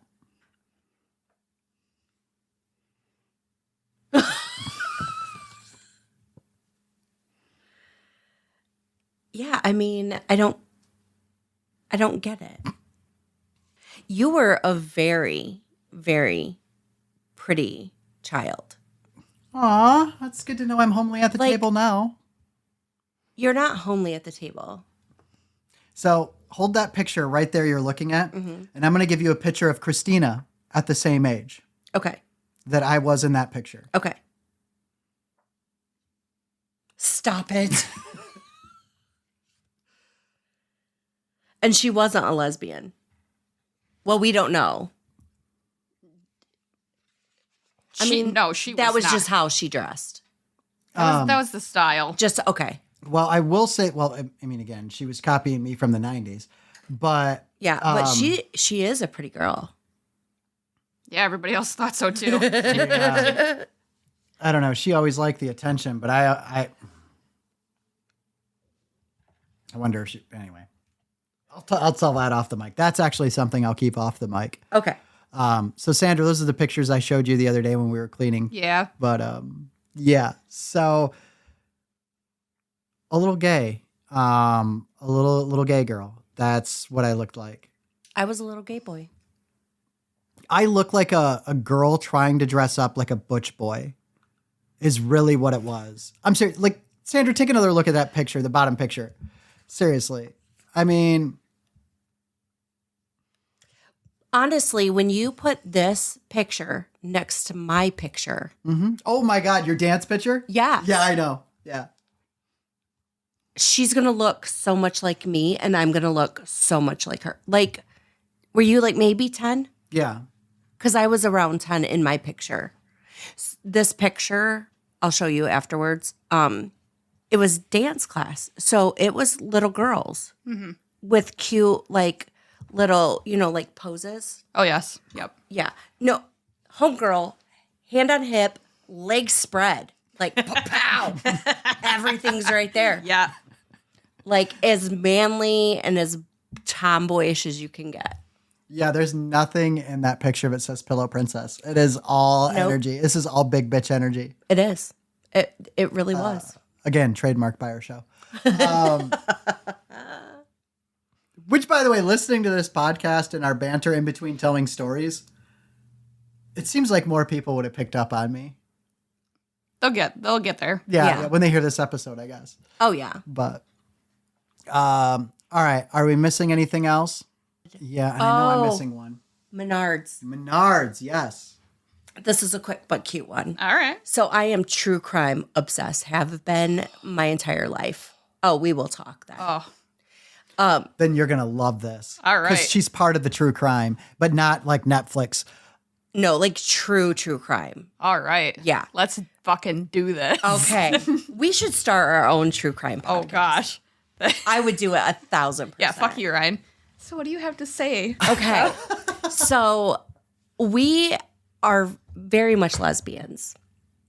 And our You don't dates, say. You guys were dating and you went to Menards. So That doesn't scream this was gay. marriage. Okay. And so literally our Friday night dates are Menards, and then we go across the street and get Culver's and sit in the parking lot and make you fun guys of would people. get proper Wisconsin burgers. This is the gayest thing I've ever heard. Yes. Were you also wearing matching flannels in your No, Subaru? we're not. I'm not allowed to make her match me. Again, tism. Hold on. You're not allowed? Correct. Okay. So this was something that you had thought of, and she had, I even with tried. her tism, noticed that you were trying, and Yes. she was like, no, ma'am. No. Correct. Okay. Very good. Okay. So we're at Menards and we literally, and we do this like every Friday. So we literally start at the beginning and we walk the whole Menards. Uh-huh. And we go to all the things that we want to go to. But we always get from the starting point to the ending point when we're getting ready to go to the registers where she says, I forgot something, which is code for I really want to go look for shit by myself. Fine, I know this. So I usually pull out my phone, I people watch. Like I love to people watch. It's my favorite sport. Like I have walked into shit and tripped and fell. I know. We've seen your TikToks. Okay. So this guy walks past me and it's like the eye connection. Like he's walking straight and I'm just standing there and his head never turns straight. Our eyes are just locked, right? Thanks, I hate it. Creepy. Yeah. But I was like, what the hell? So he walks back by, same thing. So I'm instantly like honed in, right? Yep. And again, people watching. So I'm like, there's something creepy. Like he's either stealing shit or he's Gonna like, steal me. correct. He doesn't realize I'm not alone and he's Yep. just waiting for me to see where I'm going to my car. Correct. So the other thing that always happens at Menards is my wife puts everything on the to get paid, and she makes me stand at the end and put stuff in bags Closest to the exit. closest to the exit. So of course I'm people watching, and the way Menards is you're above, like your heads are above, like the register, like the sides of the registers. Can I just say their register setup is Weird. hot garbage. It really is hot garbage. So It works for if you both know, you people in know. Wisconsin. So I turn and I see that guy checking out. No, Yes. absolutely not. And we're, again, complete eye contact. And he's doing this, putting his stuff in his bag, staring at me, not moving his head. And I am Blech. just staring, right? Yeah. So he walks out like maybe 10 paces before us walking out. No. Okay. And so we're walking out, and all of the sudden, cars and cars and cars, police cars, just What happened now? So you just walk out after creepy guy staring you down, making eye contact, Yes. looking into your soul, yes, not paying attention to what he's bagging, yes, right? You guys all go outside similar time. Now, is he in front of you or behind you when you're walking out He's the door? right directly in front of me. Wife's, this is important. Wife's got the cart Okay. because I can never control that kind of stuff because I'm so busy watching everybody. Yeah, of course. Okay. Yeah, because she's And- coordinated. And also, and by it's the way, dusk. she's also the type that if out of the two of you, if somebody needed to murk somebody with a hammer, it's going to be your wife. Yes. And then she would complain about how she's never going to get the blood out of the hammer. But anyway, Yes. She and I would really get along. We yeah. will all meet up. without for a doubt, sure. without a doubt. So sure. my apologies. So you guys come out. He's directly in front of you, He's directly in and front you of guys me. come out, and We then come out. cop cars. Yes, I assume like- lights. Like minivans with car seats and like the vests. So they're Ninja Turtled. Ninja turtled. Yeah. And they tackle this guy to the point where Amanda has to maneuver the cart around them. And I'm stepping over body parts of officers. Fuck. Yes. And hold on. I just need to know because I know you. Did you trip over any cops? I did not. Okay. And how I didn't. But the problem is Colleen wanted to stay in the center of that. The only time you've ever wanted to be the center of a pile of men. Yes. But the minivan Yeah. was a really gorgeous woman. Oh. Very gorgeous woman. Handcuffs. Handcuffs, Oh, and she knows how full to throw tactical someone gear. around. Like she got the call and she was like, fuck them babies. I'm taking the minivan for a spin. Like badass. Like she comes storming out of there and I was like, yes, please. Uh-huh. Yeah. So I'm like trying to make myself walk to our vehicle. So we get to the vehicle and my wife is putting shit in the truck. But I'm not really paying attention to that because You're minding your business. I'm minding my business because this guy's vehicle is parked next to us. Stop. No. And they are tearing the shit out of this vehicle. And I'm standing from me to you away, not moving. And I don't know. That's 2 feet, 3 feet.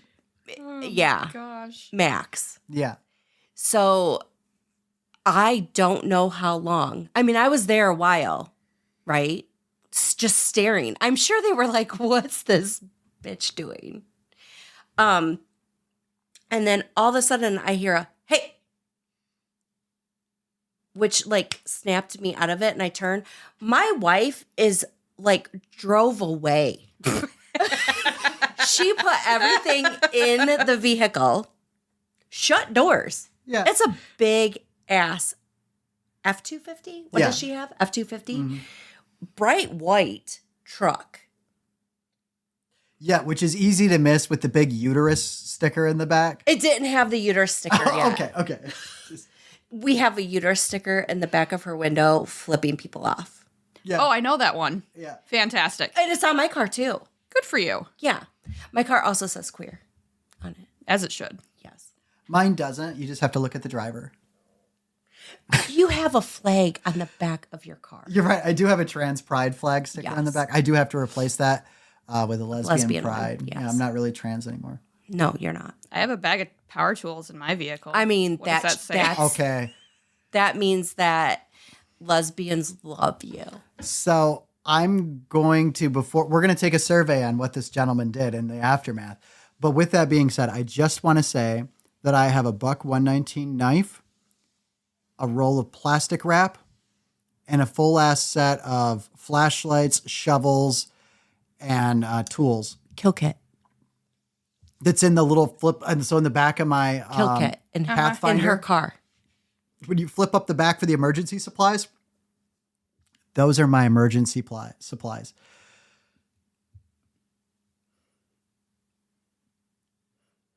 Yeah, that's fine. You're going to have a lot of explaining to do. If you ever get pulled over by a cop and you don't know what you've done, and they possibly... If I get investigated for being a serial killer again, I mean, as long as you have me in the vehicle, they'll just let you go. Oh, that's true. That's true. That's true. Yeah. I don't think I've ever discussed on here about when I got accused of being a serial killer. I'll just say on more than one occasion Yes. in different states and different jurisdictions. But so you're standing there. Yes. Your wife. Sorry, I keep saying your wife because I'm trying not to say her name, though. You've said it a couple times. Have Let I me really? know if you want me to edit that. No. But okay, so probably should be asking her. Anyway, way to speak for her again. You see how I set that up just to I be a mean, fucking douchebag? you could like do a little bleep. Yeah, I can absolutely fix it. If you've seen my Clone-a-Willy TikTok, you know I can edit. I would love for you to edit that. So, you're standing there, your wife pulls away, and you're still standing there. Yes. There's still a full-on Roman-style orgy going on with Yes. this guy being the pincushion. Yeah. I want to say there was probably 10 police vehicles So, at the entrance of the doors to Menards. God damn. Like I don't know, like I feel like someone had to have been in Menards going, he's coming out. Yeah. You know what I mean? Get him now. Yeah. Because at the exact moment of those doors opening and him stepping foot out those doors, he was to the ground. well done. So, what happens next? You're standing there staring like a full-on Idiot. genius, and your wife has left you Yes. in Menard's parking lot. Yes. Because, of course, again, I love your wife. She's got the tism. She's just like, not my business. Just throwing my stuff in. Toodaloo, motherfuckers. That's not my problem. Yeah. And she's like, did. I forgot to pack my wife? Whatever. I'm actually very, very lucky that I didn't turn around and her just be gone and at home. Oh, yeah. I know your wife. Yeah, absolutely. Yeah. She had a moment of being nice. Not that she wasn't nice, but she's a very nice human, but she has tism and would be like, if that's what you want to do, I don't. Right now, Sandra's thinking of her boyfriend being like, yeah, that tracks. He would be like, I guess you're Ubering home, bitch. Yeah. I mean, could you imagine And then that complain phone to call? you about it. Could you imagine that phone call? Sophia, don't ask any questions, but I'm in the Menards parking lot and I need a ride home. Yeah, there's 73 police officers telling me I need to leave right now. And I have no way home. And my wife left me. I would leave that detail out until the very end. Oh, yeah. Like, why can't you get in your car? Can you and just order drive me an home? Uber? That tracks too. Yes. I can't do this for myself. Can you do it for me? Sophia, I have COVID and I cannot take care of myself right now.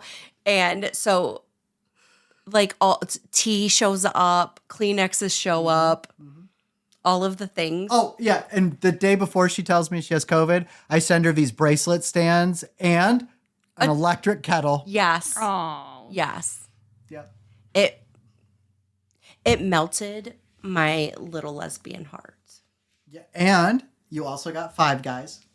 I did get Five Guys, and I was so sick. The food. Yeah. I can only eat. You're like, what is this? This is disgusting. This isn't at all what I asked for.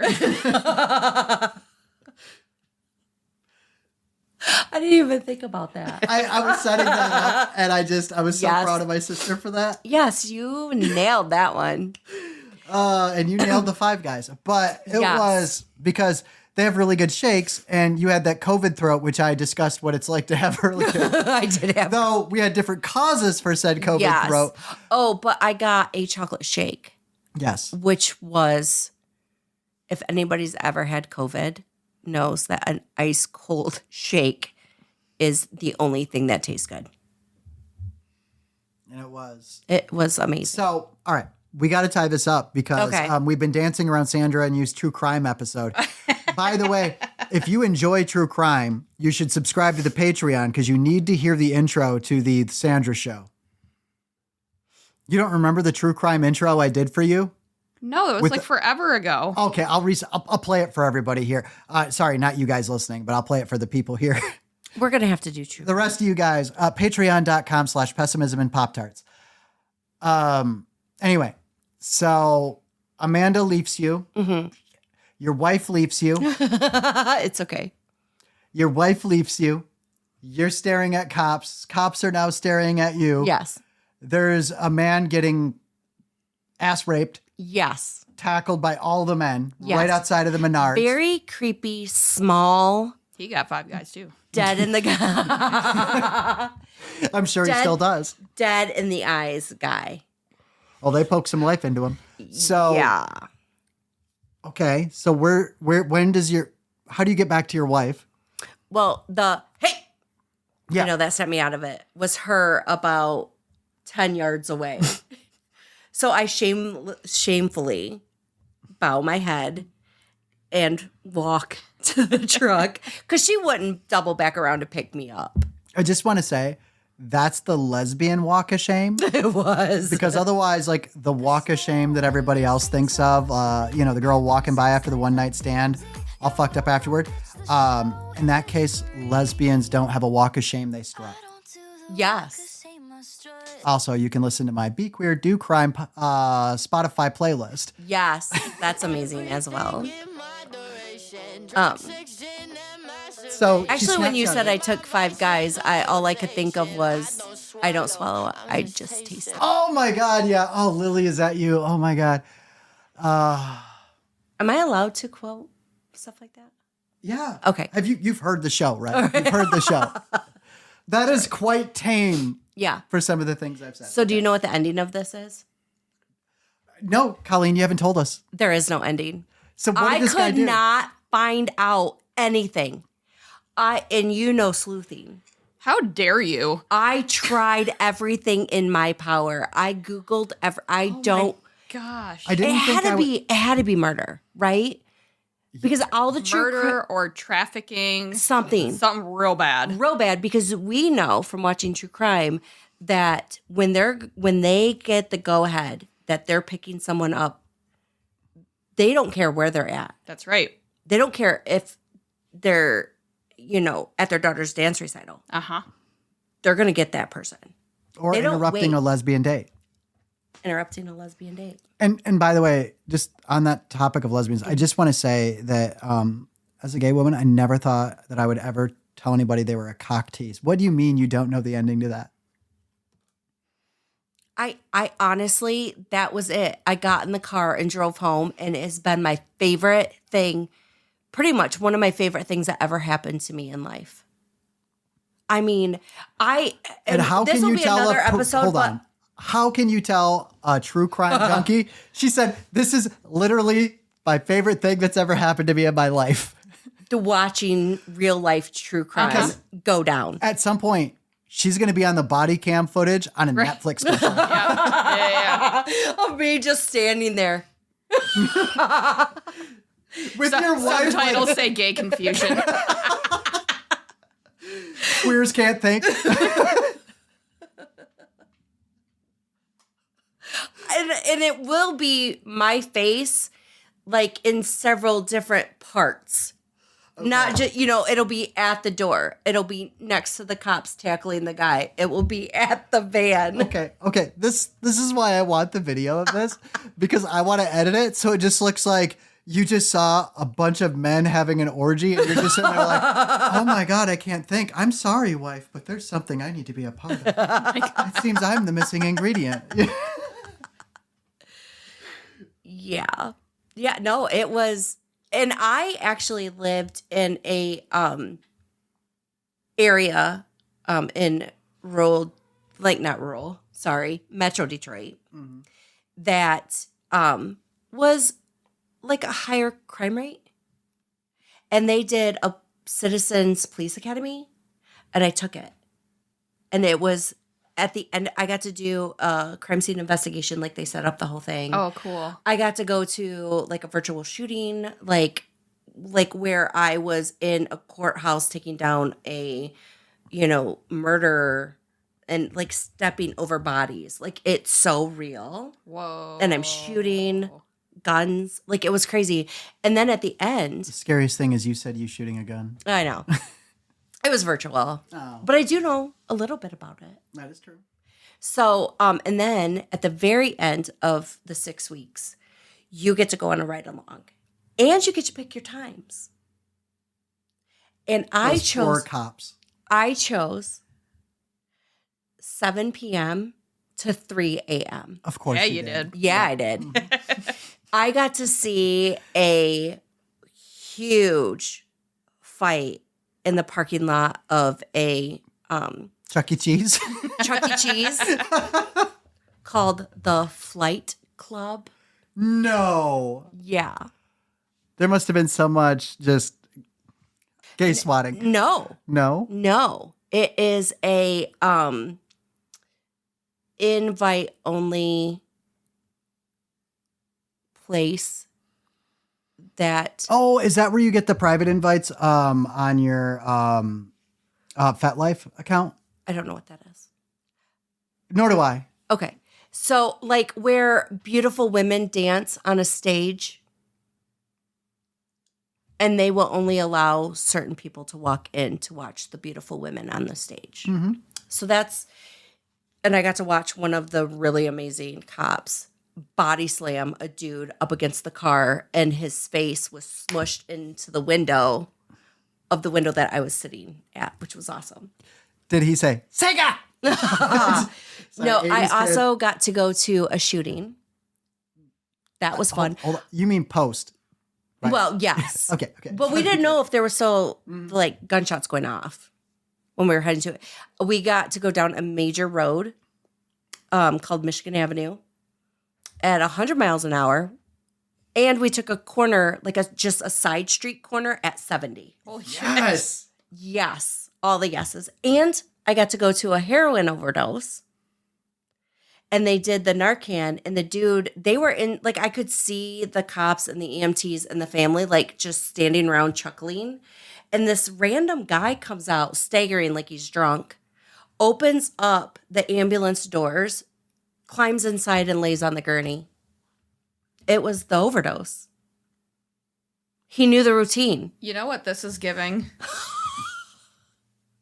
I went with Mom to like the Pioneer Village that they just opened in Newaygo County, where they're like people are like churning fucking butter, and then you go to the next station, and it's like, oh, I was an army, whatever, and these are our cots, and this is our tent, and then you go to the next, but this is for like inner city kids. Yeah. Yes, it was so much fun. Like I want to do it again. Yeah. I want to do it right now. I want you to do it. Like, I feel like Sandra and Can I we would. sign up as a podcast team? Oh, maybe. Oh, God. If we could find someone to let us do this, I want. like a docuseries. Can you imagine you're going through a family tragedy and Pessimism and Pop-Tarts shows up? And they're like, well, they know fucking drama and trauma. Yeah. Listen, I know your only child just overdosed on heroin after shooting your uncle. And this has been a rough Thanksgiving. But we're here to tell jokes until you laugh. Uh-huh. Yeah. I just want you to know I had specific family members in mind when I said that.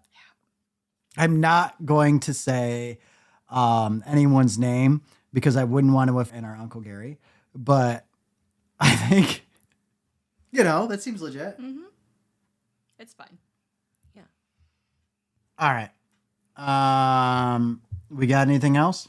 Those are my stories. My fun ones. I was going to share just like a really weird thing. Yeah, that you didn't happened. share shit. Yes. Share. 2 hours in and you ain't been fucking talking. I'm listening, and this is the first time I'm meeting Colleen, and You're the I'm just senior co-host. soaking it all in. I love you. Oh, By the way. I love you. Well, you said such nice things to me earlier. Yeah, you haven't said shit. I said nice things to her. Also, my haircut is compliments of my manic episode the other night. So thank you for saying I looked nice today. You cut it yourself? Oh, yeah. Oh. Oh, yeah. Well, it looks very nice. Oh, thank you. She cut my hair too, bitch. You didn't say I look nice. I'll tell you that right now. And You by the look- way, rightfully so. I mean, you look all right. I mean, for a dumpster fire, I look Oh, okay. my Lord. Oh, shit. All right. So, Sandra, what is it you got to say? So earlier this week, or was it last week? Either way, when we got all that rain, I'm sitting on the couch just watching TV, watching Blue Eye Samurai. If y'all haven't watched it, get your eyeballs on that immediately. Second time watching it, I hear this like noise, and it's rhythmic. I'm like, it's either A, water dripping down my wall, or there's a fucking mouse in my ceiling chewing on something. And it won't stop. So I pause the TV and I go, we have a really long living room.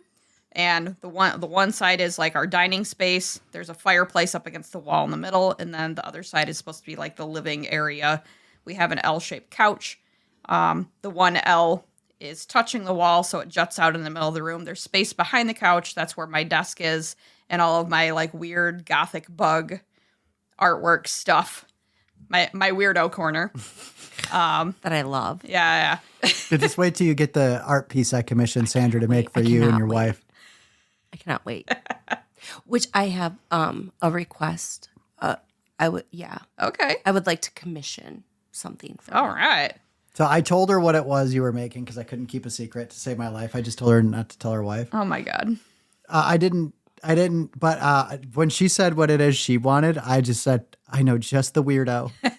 She has a weirdo corner. Excellent. So before we continue, I hate this, but Colleen, would you please tell Sandra your request? Because I need this to be recorded. Okay.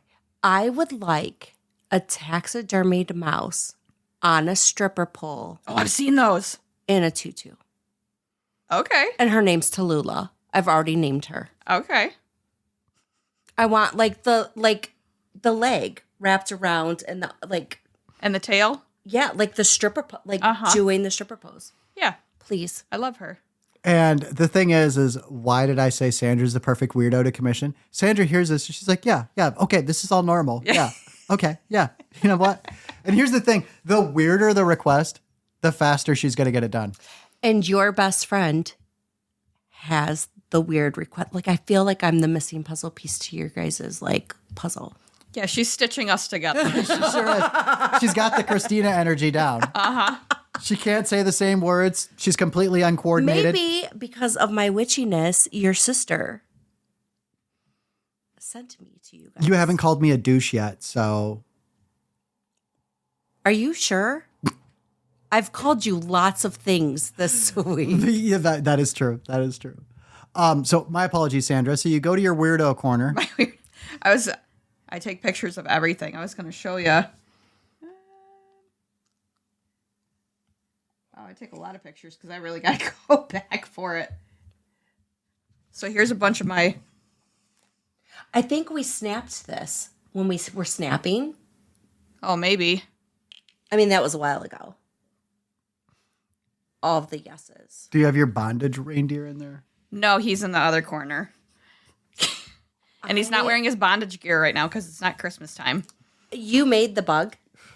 That mirrored beetle I bought off of Amazon, but I did paint the harness tiger moth that's in the oval frame. Love it. You and I could really craft together. Yeah, it's stuff you could put on 1226.com if you just gave me the... Pictures. Yeah. And what's that URL again? It's spelled out 12 and then it's 26. The number's 26.com. Yes. So Yes. shop.1226.com. Yes. The word. This is how Sandra glitched when she found my name and then was like, no, you need to change it. And I'm like, I can't now. It's been 10 years. Oh yeah, there's my rug. You did that? Or you found that? I found that. But it just matches the space, so. But this matches me. Like, this is me. Is it? Yeah. Like, you've seen my basement. Yeah. Oh, you just said it like it was a dungeon, but yes. It is. So, well, show and tell time. Mm-hmm. So all of this is behind my couch, and I'm hearing this noise, and so I turn the TV off, and I put my ear against the wall, and I'm still hearing it, but I'm like, oh, it's below me, so I get underneath the desk, put my head against the wall. I realize it's above me, and so I pull my chair away and all this stuff. I also have a caterpillar in a jar that I'm pupating right now. I took him off in case he's making a weird noise. He or she, I will not assume its gender. Yeah, we've learned that lesson. Yeah. So I took everything away. The only thing that's left is my laptop. And I'm like, is it on fire? Do I need to throw it in the yard? And take laptop off, and it's still making the noise. It's the fucking table. What? So I harvested this maple slab and cut it in half, and then the one side's kind of a little like notch corner where there was like a knot in the wood, and I plucked that out of there, but I replaced it with like Petoskey stones and sea glass, and then poured epoxy over the whole thing. And then it's got some basic bitch legs on it, the hairpin legs. Beautiful. So this is my desk. And it also has like some beetle bore holes in it that got filled in with the epoxy.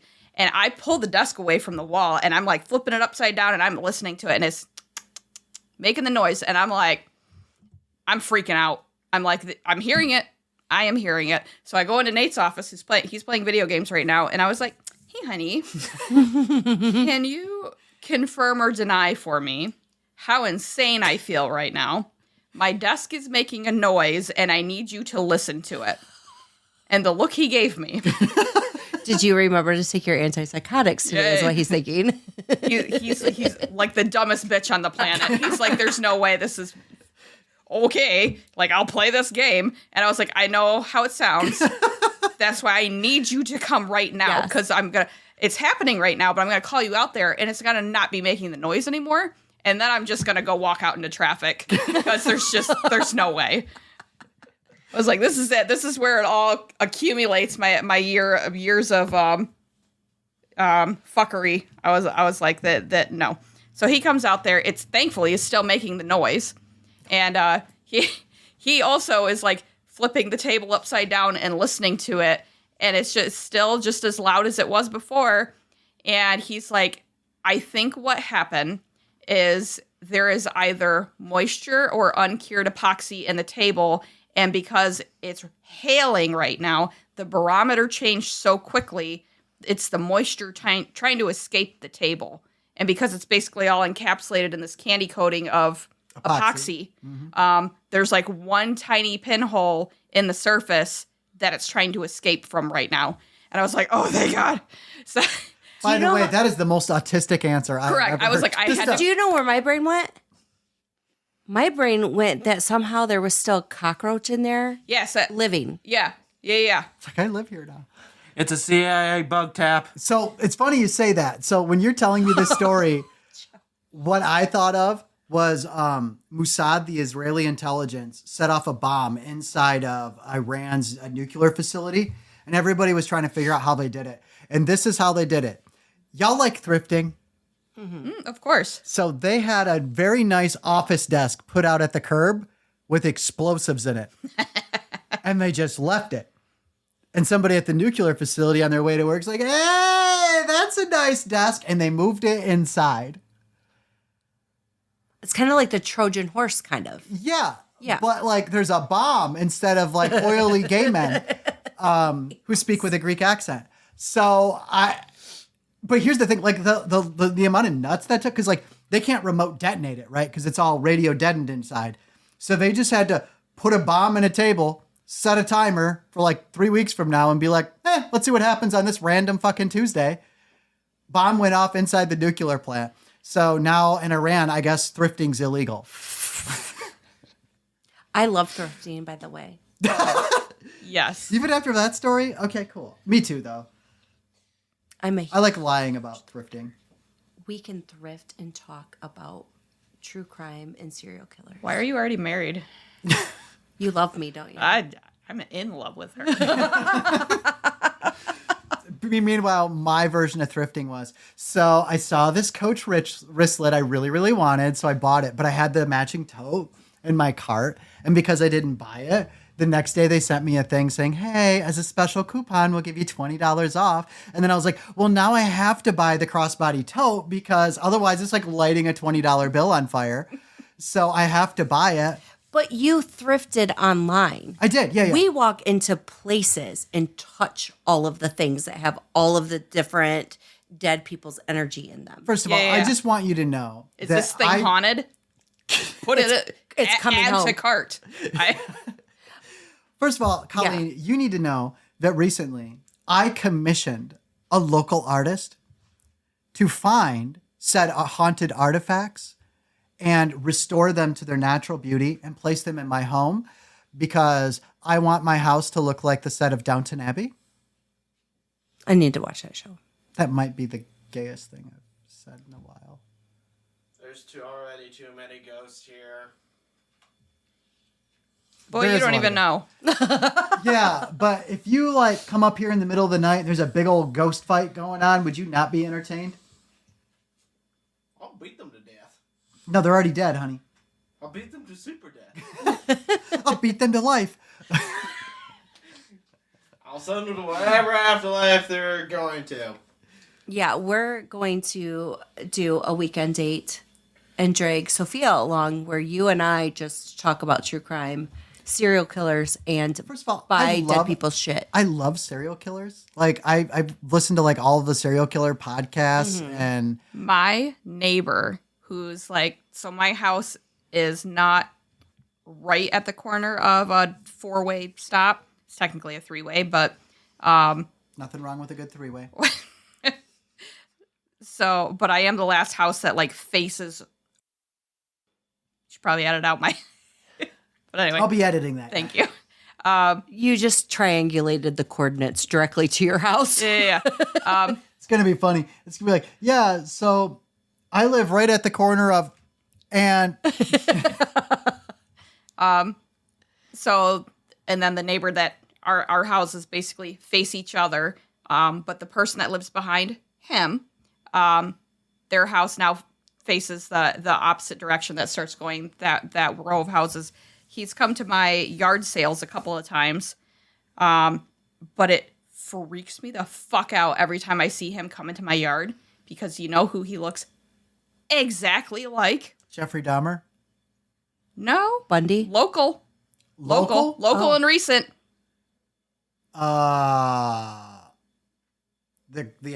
eyeball stabber in Flint. No. Oh, then Very, very local. very local. Very local. Oh no. Jeffrey Willis. who admitted to murdering Jessica Haringa. Yeah. And, Oh, they can't find her. I need to hear this one. Yeah, you do. We'll Yeah, you talk. do. It's a whole thing. Yeah, look up a couple of people that I listen to their true crime. They've covered her case, but yeah, it gives me my heebies are fucking jeebied every time I Yeah, see him bet. walk into my yard. I hate that feeling.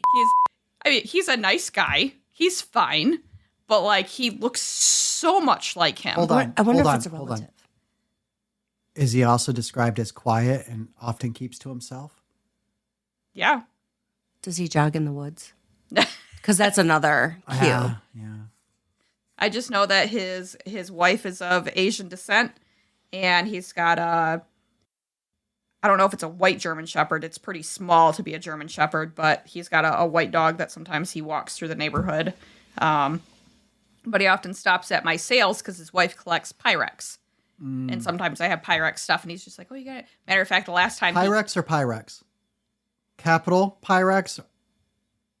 she wants the original, Okay. the OG shit. Yeah, the OG, yeah. But I Do have you a have big... uranium stuff? She does, and there's some What? right there. I occasionally grab it for my one auntie who collects it. I would love a piece. That's one thing I do not have. You want a piece of uranium glass? Okay. We'll talk after. Okay. Shop.pessimismandpoptarts.com. But You too can buy your own uranium. which, matter of fact, because I'm a weirdo, he's just like, well, I really like this piece, but he's like, I don't have, like, it was like a Sunday, so he's like, but I don't have cash on me. He's like, I'd have to go to the ATM. The bank's not open today. He's just like, oh, well, do you like weird stuff? And I was like, first of all, coming from him, I'm like, full stop. Hold on. By the way, do you like weird stuff? Is like this table's, hi, would you help me find my puppy? Yeah. Yeah. Literally. Let me climb into the white van. So I was like, yeah, I sure do. And he's just like, I have an antique caribou rack mount. That's just the antlers. Stop. Stop it right now. And he's just like, I have it, but I don't like, he's like, I think it was like his grandfather's or something. He's like, I recently acquired it. He's like, but it's not really my style. He's just like, would you be interested in something? I was like, abso-fucking-lutely. And he's just like, so I have like 10 or 15 bucks in my wallet. He's like, if I just give you that cash and the caribou antlers, even Stevens trade for this Pyrex bowl. And I was like, let's do this. Have you seen where they take them and they use the borax and like dye and you soak it in there and it crystallizes around the antlers? I've seen people do the different type of crystallized, like, Skulls and stuff. yeah. Skulls. I've like look at it. It's cool as hell. It really is. Again, because I take pictures of everything. Did you do it? No. Oh, but, okay. But I took as soon as he gave it to me, I had Mom take a picture of me holding it from that day, and I was just like, this is like, Happy day. yeah, this is the coolest thing I could have acquired during the sale. I was like, fuck all that money. Yeah. Yeah. $10 is good. Yeah. But $10 in happiness, if you're a true thrifter, a tradesies, like I will trade like anything, like I will make a custom something for somebody if they're going to give me. Stop it. Look how happy Sandra is in that picture. Oh my God. Again, take off the glasses because I'm 50. That's amazing. Yeah. I was not even thinking it was that large. Yeah, it's huge. It's like a mature bowl, like a It trophy. needs to be mounted on like red velour with grommets. Yeah, it definitely needs to be like mounted properly. Yes. But very like Old world Gothic, Victorian, Yes. like yeah. it's a vibe by itself. It's Oh. got that patina on it. It needs to be in my Downton Abbey hunting lodge. Yes. Oh my God, it's amazing. Yep. Awesome I wa- trade. I saw him walking towards me with it, and I was like, "Oh my God!" I was like, "I'm taking this guy to the fucking cleaners over this pirate." I was like, "I'm definitely getting the better deal." seen you so happy. Yeah. I was Yeah. like, look at this dead thing I have. No, it's great. Oh my God. When we were kids, Sandra was always bringing in bugs and random shit. Bugs and snakes. Oh, and... yeah. And by the way, how Christina would freak the fuck out. Oh, that was the best part. Because Sandra wouldn't be like, do, I got a bug, I got a snake. No, she would be like, all shifty and sitting around. It's like, Christina, look at the snake! It's like, And I played in the little woods behind my grandmother's trailer down the sled hill. And I would also collect bugs, but they would be in my little fairy gardens that I was making with the rocks and the leaves and the twigs. And living their best lives as my people. That's right. that is very gay. Okay. That is right on. Well done. That is a child in the 70s and 80s that is not being watched. Was any child? No. What? I mean, that is, as the TikToks remind us, the era when they had to run the ad on the TV to say, "Where are your children?" Oh, my favorite is the one where they run the ad, the PSA to hug your children. Oh yeah, that was great. Where the Studies show. the dad is like shaking this child, this little girl, and screaming at her, "Why are you not quiet?" And they're like, "This is what you look like, Dad. She's just a child. Maybe you should talk nicely to said child." Hugs, not shakes. That was before they realized that shaken baby syndrome was a thing. Oh my God. So my favorite game to play with the kids when they were little, and I know how terrible this is going to sound, so this good thing we're not on the mic. So we would play this game called Never Shake a Baby, and I would grab them, I'd pick them up, and I'd underneath their armpits, and I'd put my fingers behind their neck, and I'd be like, "Never shake a baby, never shake a baby." And that was their favorite game. And because my kids are weird. Do you assist in their therapy? Yeah.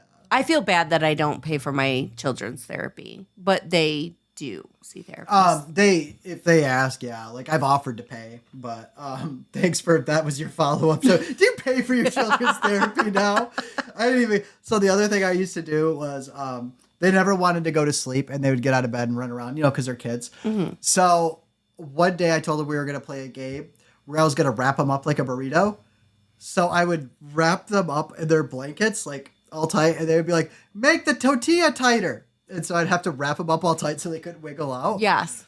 And yeah. I did that with my kids. We called them baby burritos. Yeah. And then if they asked for hot sauce, it meant they wanted a kiss goodnight. When my son was little, he's like a 6'3", like 275 huge dude now. Uh-huh. But he was a mama's boy. He still is a mama's boy. They all are. I used to have to put red lipstick on when I dropped him off at the daycare and kiss his hand. And so that the kiss would be on his hand and he wouldn't wash that one hand Aw. because once it started to fade, the mama was coming. He's like the biggest softie. Oh my God. Yeah.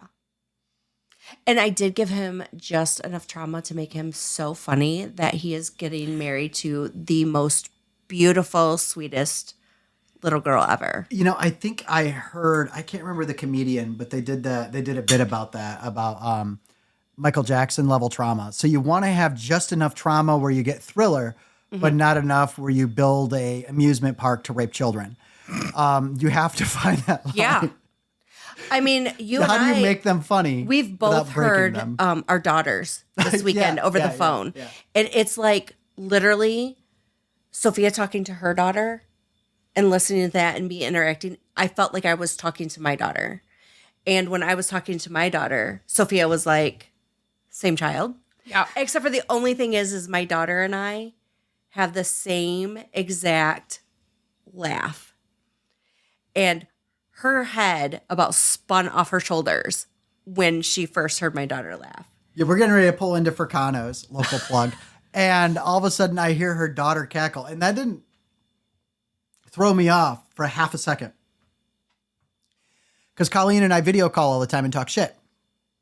So hearing her laugh through a cell phone is not new. But then I remembered she's sitting next to me in human form. What the fuck? And I turn around and Colleen's like this is normal. And I'm like, what is going on right now? And I was like, what? Sophia's like, that laugh. She's like, I've heard it before. Oh, and also the plug for, what's the name of the restaurant? Fricano's. If you're going there. Oh, yeah. Auntie Dawn, please request her. She did not skip a beat when I used she, her pronouns for Sophia and kept coming back and would say, are you ladies, do you need more water or pop? Are you ladies good? Like, she nailed it. Also, I'm tearing up a little bit. Also, I was going to say, that's not the part that impressed me. I mean, that's great. the part that really nailed it was in the very beginning. She brought our pops over. I get diet. Sophia got regular. She says, I forgot which one was which for a second, but I took a sip of that one and it tasted disgusting, so I know it's the diet, and sat it in front of me. My anxiety was like, no, ma'am. No, ma'am, I'm not drinking that. Yeah, and she's like, do you think she really did that? I'm like, no. So I but she knew it wouldn't was believe it. So I look at her and she's like, do you really think she did that? And I said, well, yeah, of course. Obviously, that's why you got 2 straws now, so you have 1 clean one.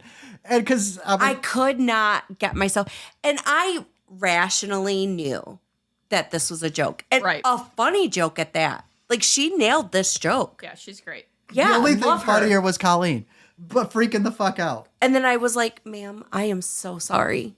Your joke was hilarious, but my anxiety is not letting me take a sip of this, and I really want a Diet Coke. And No, that's not what you said. You said, ma'am, I know you were telling a joke and it was very funny, but did you really take a drink out of my cup?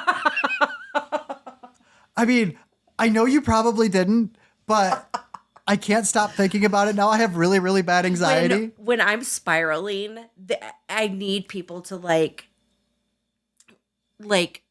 see that I'm spiraling and So get on my level. And this is why I'm a bad friend, because I tried to help you for a minute and I realized you were not coming back out of it. So I lean in and I'm like, yeah, that's why you have 2 straws. Or maybe she just drank out of the glass itself, so the straws are fine. You know, she doesn't look like she backwashes I was too much. glitching Mixed it so with her bad. finger. Yeah. She like licked it, stuck it back in. She was so awesome. She's like, listen, I understand completely. And she gave us a personal story. Yeah. And to say, listen, I understand anxiety, yada, yada, yada, Yeah. right? And wonderful woman. And it was a very, very human connection.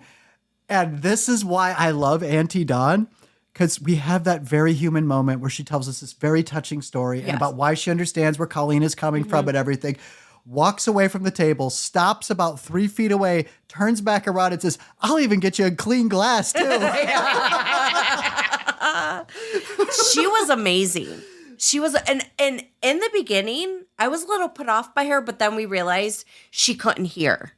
Oh, Yeah, because like the first time she walked by, for Colleen to be like, excuse me, ma'am. And we were like eye contact. Yeah. yeah. And she just like walked by and I was like, was that intentional? But then we realized, but I would say she was in her 60s. Yeah, Not probably. old, No. but of an older generation. And she like picked up so fast the pronouns, and she didn't stutter. She didn't make a mistake. I just got to give props to Auntie Dawn. Yeah, she was great. Applause button. You got it. Oh, I do have Yeah. I do have an applause button. There it is.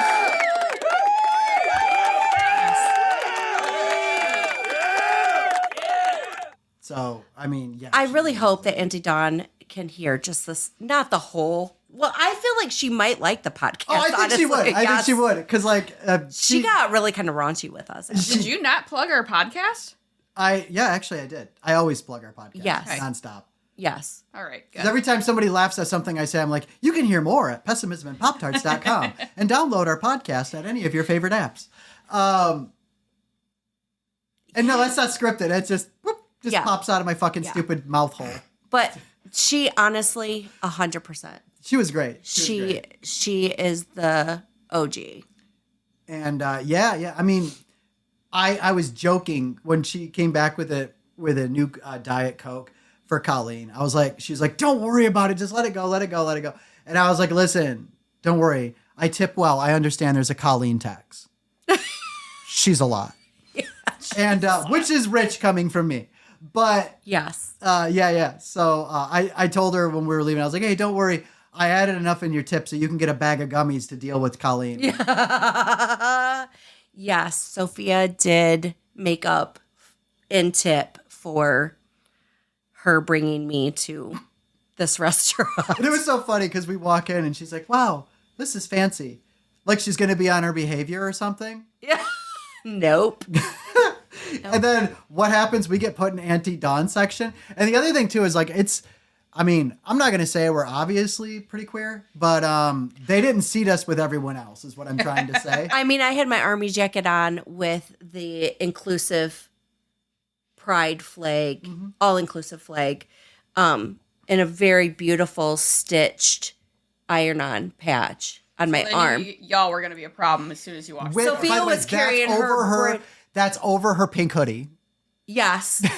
And Sophia was carrying her brand new, luscious 2022 Coach Pride hand clutch. My new wristlet. And by the way, that's part of the Dempsey collection in case any of you were wondering. It's amazing. And I might have to take the bag for a trial run later. It might accidentally fall in my car. If you really want one, I'll get you one. Bitch, really? Yeah, I've already have told you been that like drooling 9 over times. that. And you're like, no. When have you ever wore a purse? Actually, I have a Coach purse, and I don't remember what style it is, but it's like not a saddle bag because it's a stiff leather, but it's a long, like, sling it over one shoulder kind of thing. So you got a crossbody. Crossbody, there we are. Don't worry, I'll help you with the girl terms. Yes, please do. But I bought one at Goodwill. And you're not a lesbian? I don't think so. I like having sex with my boyfriend. He's great. I thought I love you, Nate. I thought you were going to be gay growing up. I mean, you give off, not to be mean, and I hope I you wouldn't don't be surprised to be honest. I will say, though, there are a couple of times I'm like, oh my, our house got robbed in 2015 when we were in college. And we ended up moving out that night. We were living in downtown Grand Rapids, about a block away from Martin Luther King Park. It's not gentrification. We tried, but it's not a great area. Okay. But it was what you had for the college money to be able to afford for rent. Sure. Oh boy, was that rent cheap. But the policing staff that showed up to the house to assess everything, it was a female officer that came in to dust for prints with the volcanic ash and all this stuff. And the whole time I'm just like gingerly in the doorway, like Scarlet from Gone with the Wind, like, oh. Just, I was like, you give, I was like lesbian vibes. Well, great. You I do. love it. You do. I mean, I could take you to a lesbian bar and no one would think twice. Love that for me. You should. You should. You actually should. I have more power tools than my boyfriend. I mean, Who, that by the tracks. way, is an engineer. Yeah, he's an engineer, so he's a computers guy. I will say though, he's been really into that 3D printing lately. Oh, we had one of those. Yeah, he's got the tism big time, and that is his hyper focus right now. So What's he doing with the old one? Did he break it? He's running all of them at once. Of course he is. I was hoping you were going to tell me it was unused so I could buy it. Oh, well, I have something does I have would one- like him to make. he does have one in the basement. The ones he has now self-calibrate, and the other one he had to like build when he got it in the mail. So he had to calibrate it. So sometimes the prints weren't always like great because obviously you can't do as well as a computer. So what he's got now, he's got the traditional 3D printer that it just like dispenses it like a hot glue gun and builds the thing. But then he has another one that you pour a solution into a tray, and instead of printing it right side up, so to speak, it's a plate that gets dipped into this tray of goo, and it prints it through that somehow, and it's slowly lifting it out of this. It has to Amazing. be so fucking satisfying to watch. And the accuracy of that one is like Insane. He printed Notre Dame, and it fits on my hand. Stop it. Every spire, every window.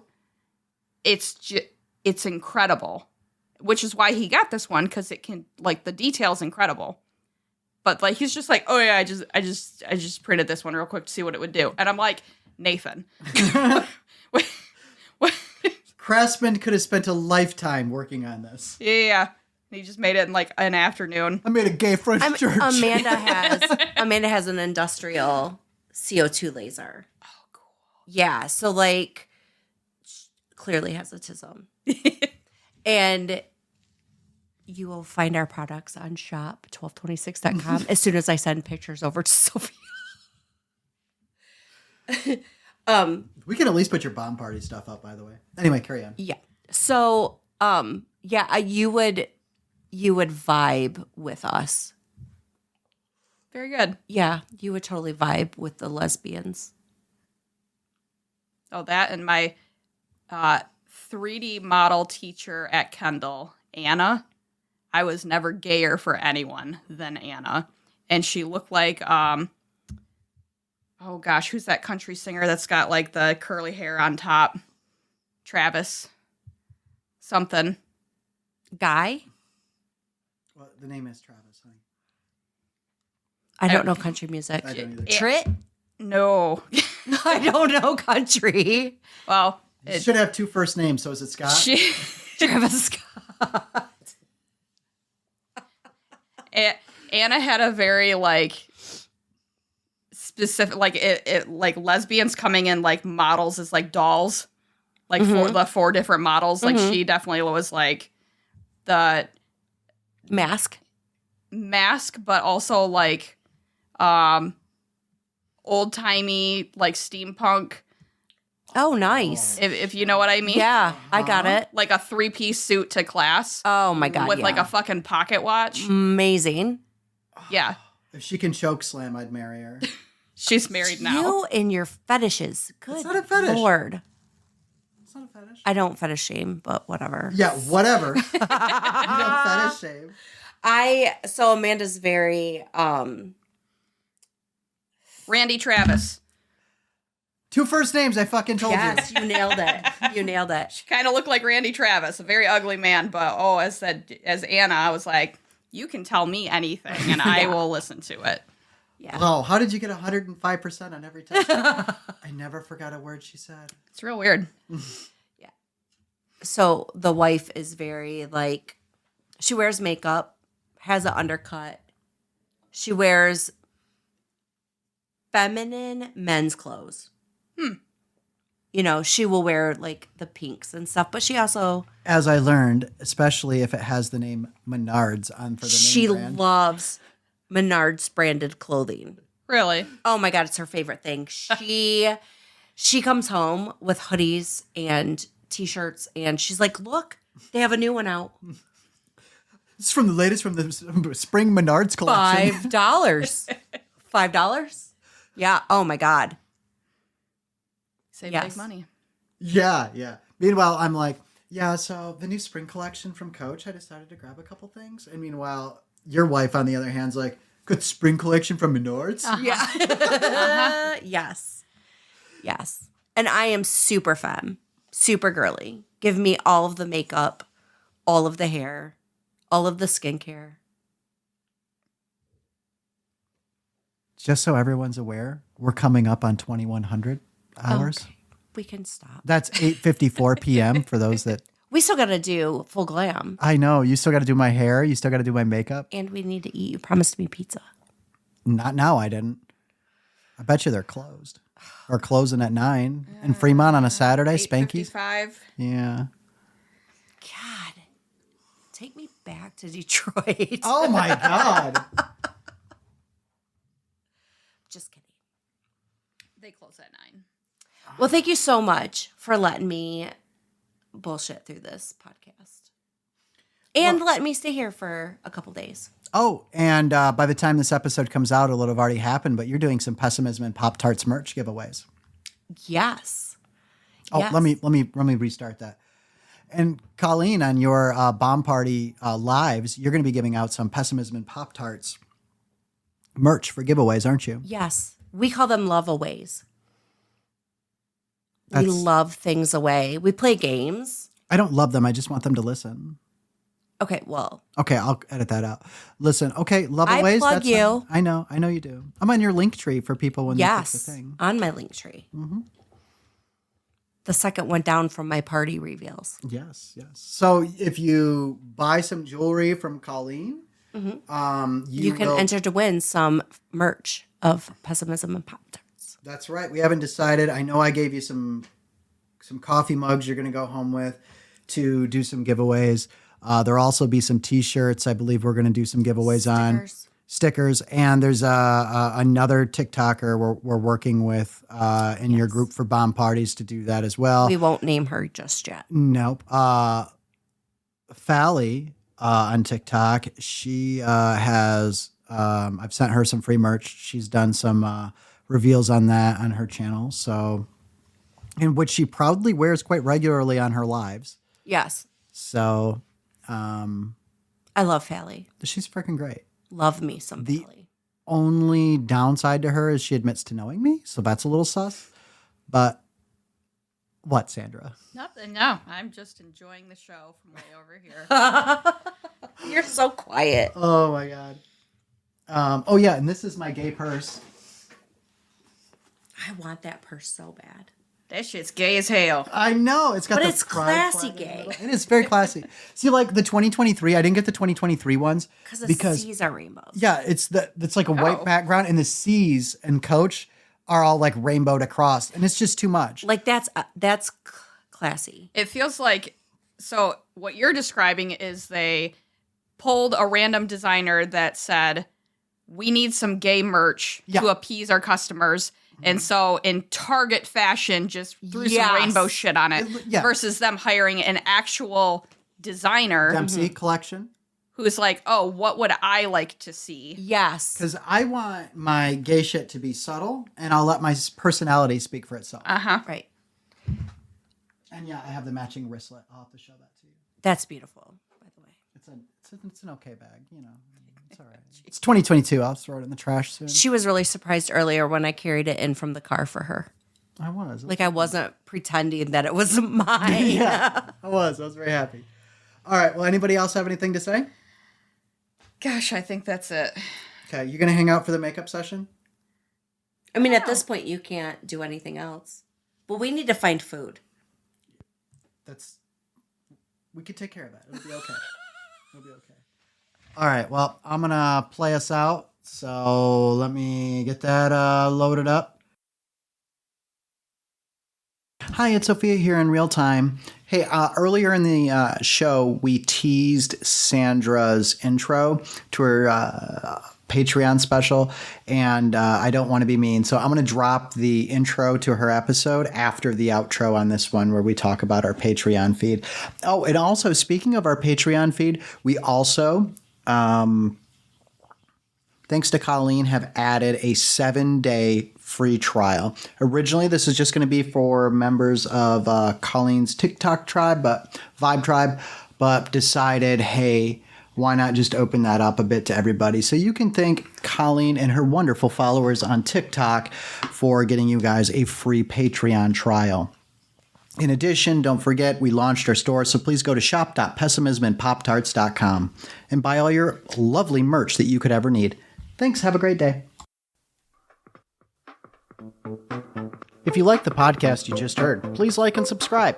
If you'd like to support the show, check us out at patreon.com/pessimismandpoptarts. There are special benefits for members, such as ad-free listening, early access, and free and discounted merch for members.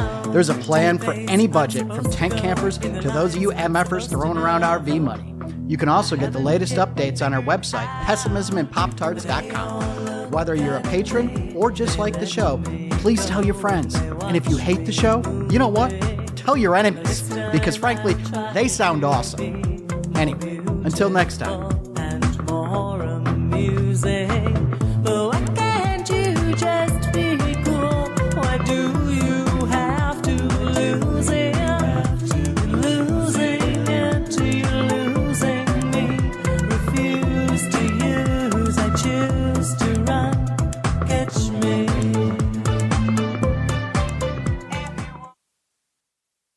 He also liked bringing his bike over there and like riding back and forth across the tracks while the train was coming.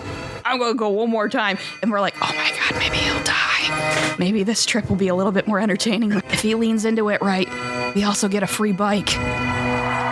Do this town a favor and get rid of this house off the map. Someone burned the house down. And the Lord and the pagans together said, we will anoint this child. Hood falling over her little eyes. Ah, she's so cute. And is holding me over the railing at the end of the pier. Like, oh, I'm not going to drop you. Well, he does it a second time. He doesn't catch her. And all of the muscles that were attached to the pylons were cutting her wrists as she's trying to hold on to this pylon and not get swept away in the waves. And she's like, I'm going to fucking die. It's all about me. It's the Sandra Show. That's the new name.